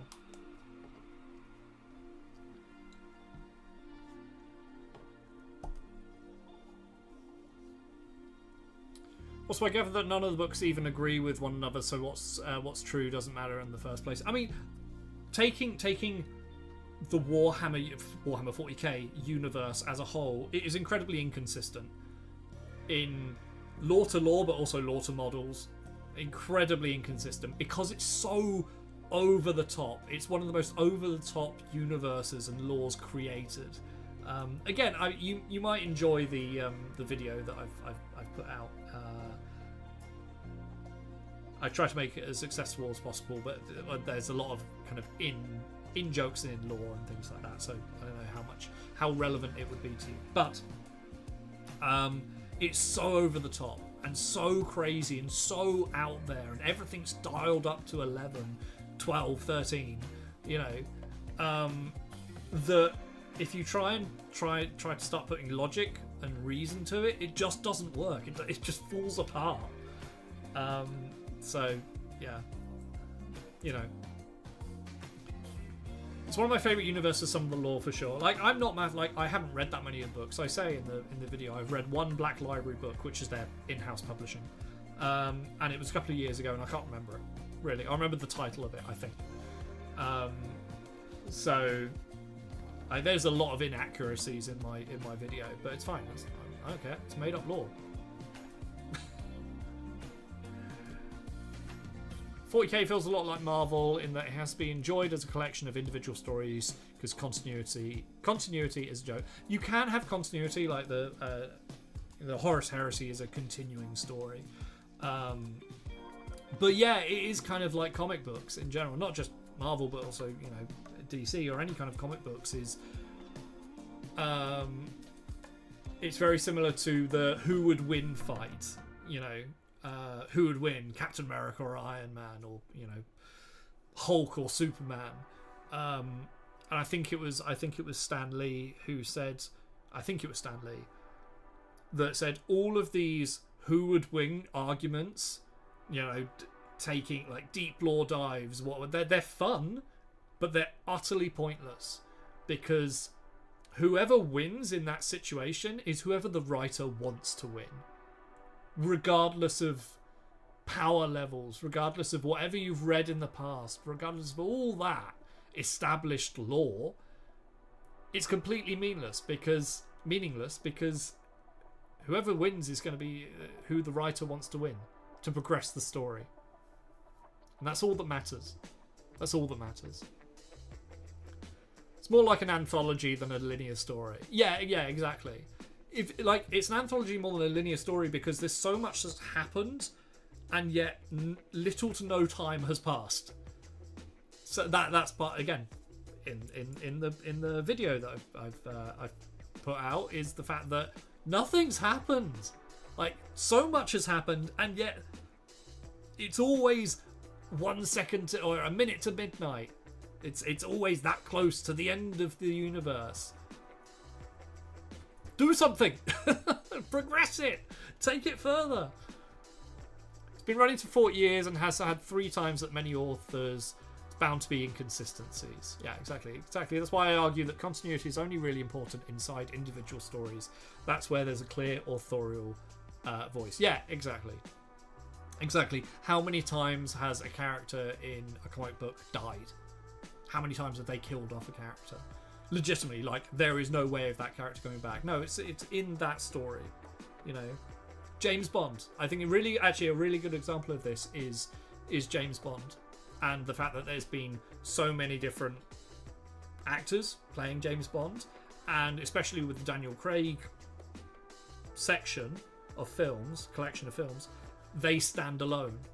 Yes, you kind of carry over Judi Dench as M from the Pierce Brosnan era, and various other characters are kind of carried over, but Daniel Craig's James Bond stands alone. Why? Because of what happens, and I won't say just in case you haven't seen it, but what happens at the very end of the very last film. Like, it stops. Like, that's, without giving anything away, it bookends it. Like, you have the end of that story.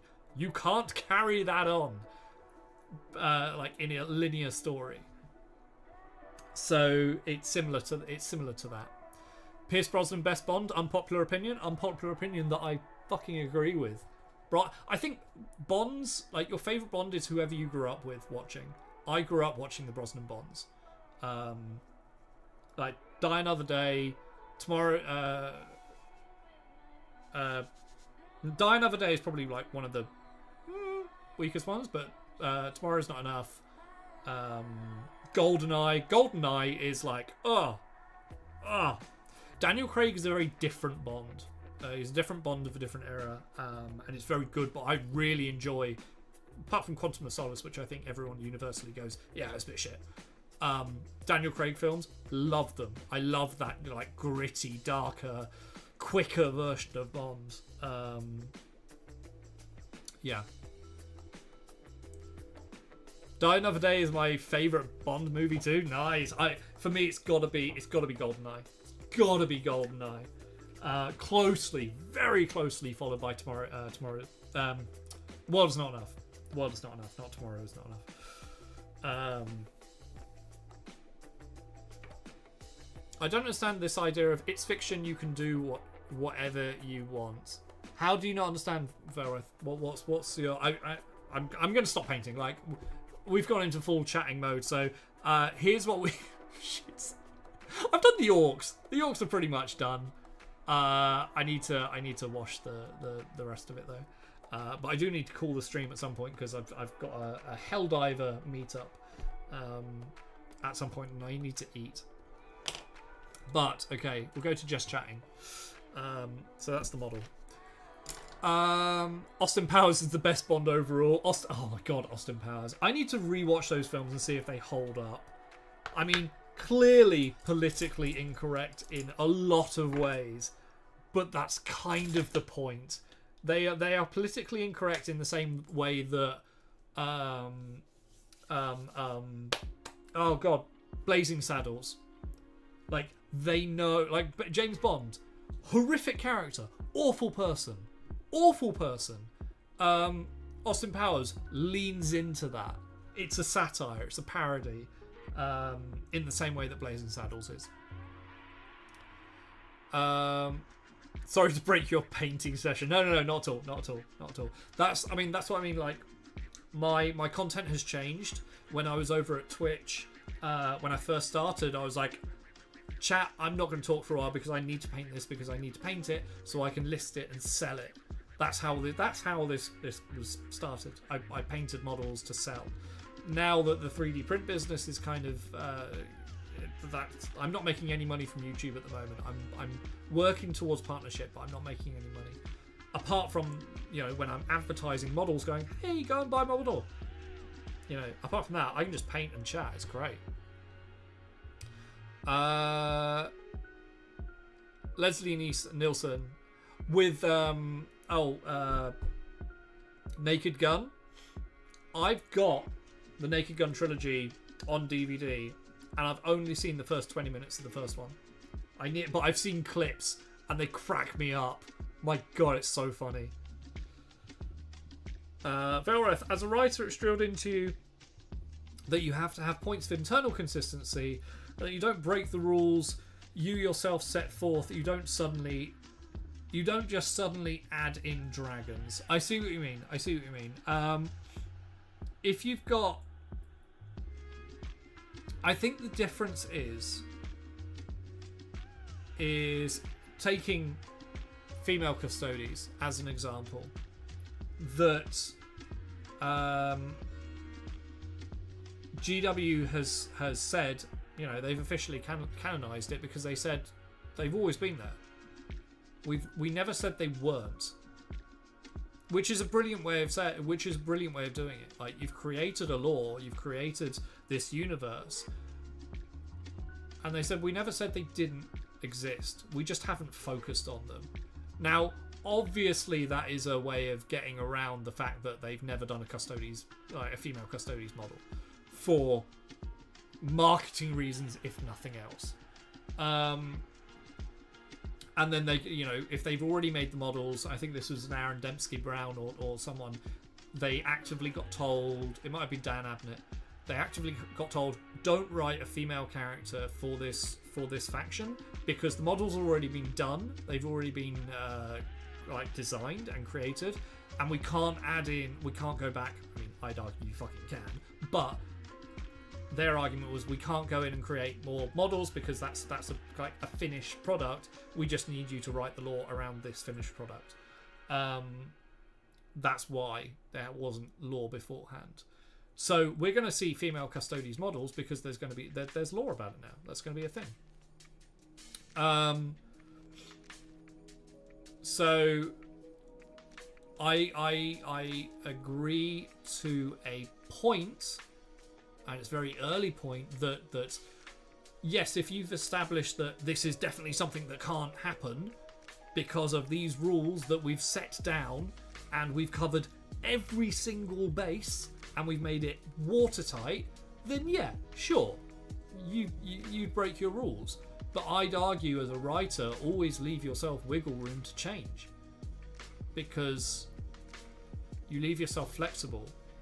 Because otherwise you write yourself into a corner, and it's so rigid that you cannot possibly change that. And at that point, at some point, your work will become stale. Whereas if you always have a little bit of wiggle room,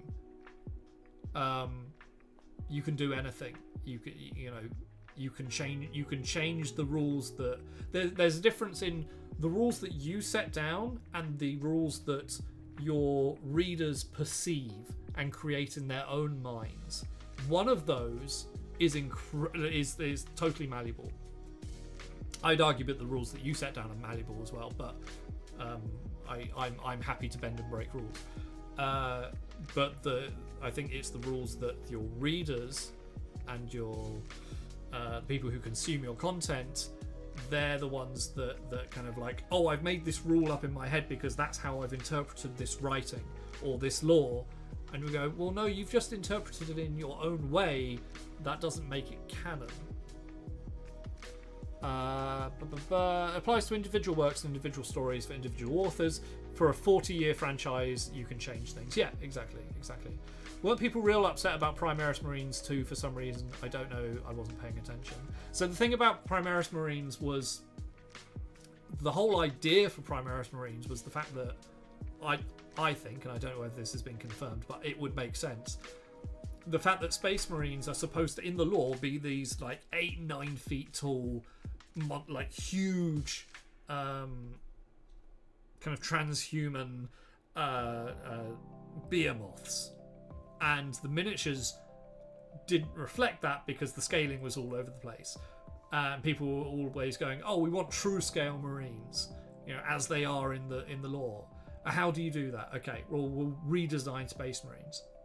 Well, we can't just redesign the entire range because then everyone who's got older Marines won't be able to use their models. Fair enough, completely fair. So when they brought out Primaris Marines, they were like, they're not Space Marines, they're Primaris Marines. From an IP perspective, because you can't copyright Space Marines, because it's such a generic term. These are Primaris Marines.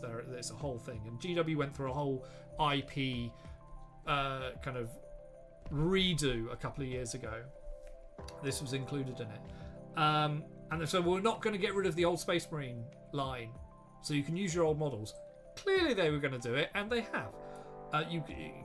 But when Primaris were created, they were created by a character called Belisarius Cawl, who we'd never heard of before. They were a brand new character, but apparently they had been tasked by Roboute, like Primarch of the Ultramarines, or someone. It was either the Emperor or someone had tasked them, thousands of years ago, to create these new Marines. And they've just been hidden on Mars doing this for all thousands of years, and this is the first time that we've heard of it. That's the lore bullshit. And it works, it's fine, but you're changing the law. You have changed the law. but it works. It's fine. It's absolutely fine because you've left it open enough for it to be that. Well, I don't disagree that things can change, but the longer a franchise is around, the more set in stone some aspects of a world need to be. I'd agree. I'm with Red on this one. I'd agree that if you have one person writing that, like, as a gatekeeper of the lore, and there's one person and it is just a straight line and that's it, then yeah, you've got to follow the rules that one person has set down. But that's not how, like, because you've grown it so much and there's so many kind of not even alternative versions, but different ideas and different styles, you know, of writing. It's gonna change, and also it's okay to change. It's okay to change from a as the world changes around you, the real world changes. It's okay to follow those trends. It's okay to do that. It's encouraged to do that in some things, like we were talking about earlier with D&D, that there was a setting that there were aspects of that setting that were no longer appropriate for the world that we live in. Therefore, they changed it. That's okay to do. That's totally okay to do. It's not historical. It's fantasy. It's make believe.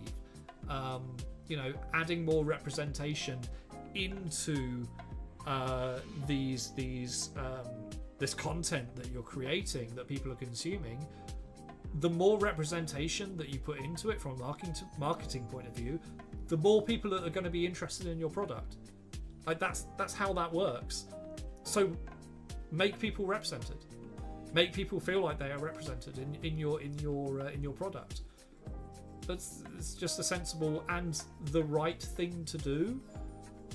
If that means changing lore that was established or began to get established back in the 80s when the world was a very different place, do it. Absolutely do it. I don't know, but my perspective is also from comic books. The main version of Peter Parker has been written so many blatantly different ways over the years. They may as well be different people. Most of my 40k is from 1d4 chan, so it's obviously tainted. Yeah, it's different, lots of different, like, and there's fan versions of it. Some of the older versions of Superman. There's a clip from, I don't know whether it was Golden Age or Silver Age Superman, that was written, that was for a while established lore that came across horrendously sexist. You had a clip of Superman saying a woman's place is in the kitchen. Now, is that going to work in a modern day? It didn't work. It wasn't right then. But it certainly doesn't fly, in 2024. Absolutely not. But at some point, that was considered canon. Change it. Reminded that Wonder Woman's canonical weakness used to be explicitly being tied up by a man. Yeah. Change it. It's good that you change that. It's really good that you change that, and that stuff needs to be changed. That is, an extreme to what we're talking about, but it underlines the point that if something that was at one point more socially accepted, regardless of what it was, if it was more socially accepted and is no longer socially accepted for whatever it is, it's okay to change it, because shit changes in life, and that's totally okay. Don't worry about it. It's made up. So that's where we're gonna stop. It's been that. I don't feel like that was a rant. That was a talk. The section at the beginning of the stream, we've bookended the stream. Beginning was definitely a rant. That was just a kind of chat. I think. Right, okay. I'm going to call the stream there. Thank you very, very much to everyone who's come and hung out, and welcome to those new people who are new to the community, new to the channel, and new to my content. I hope you've enjoyed what you've seen. If you have, then please feel free to share it with your friends. Hit the subscribe button, enable notifications, all that jazz. If you're looking for, this is where the shameless plugs start. If you're looking for some models, and you want to support the brand, the Alchemist Models brand, then head over to alchemistmodels.com. That is my 3D print shop, where you can pick up models like the one I was painting today. I also have some art for sale on there, which are one-off standalone pieces that I've created and painted up. There's a lot of dioramas on there. There's something that I've entered into a competition. So there's also that kind of thing on there. What else? There's also a link to my Ko-fi store, coffee store down below, if you do want to support my content. This is my main job. This is what I do for a living, content creation and miniature creation and things like that. So any kind of support really does go a long way, and it goes back into the business and keeps the lights on. It pays bills. I try to be very open about that. Ever since I started, I've always gone like, I've run this as a business. I want to run it as a business, and realistically, I need to make money. So any kind of support really is appreciated.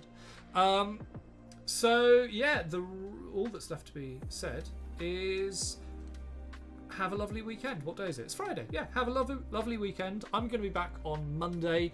I stream Mondays and Fridays, 4 p.m. till 6 p.m. UK time, both on YouTube and TikTok. Next week I'm going to be looking at putting out some more video content, some tutorials. I'm going to paint up the next Space Marine. It's probably going to be a Space Wolf Space Marine, looking at how you do that with speed paints and contrast paint.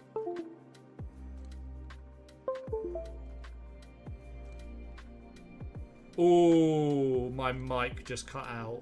Don't let that be a thing. Is the camera still working? Okay. Don't let that be a thing. Might just be a loose connection. That would be really annoying. I'm going to go before it happens again. Have a great weekend, everyone. I'll see you soon. Bye.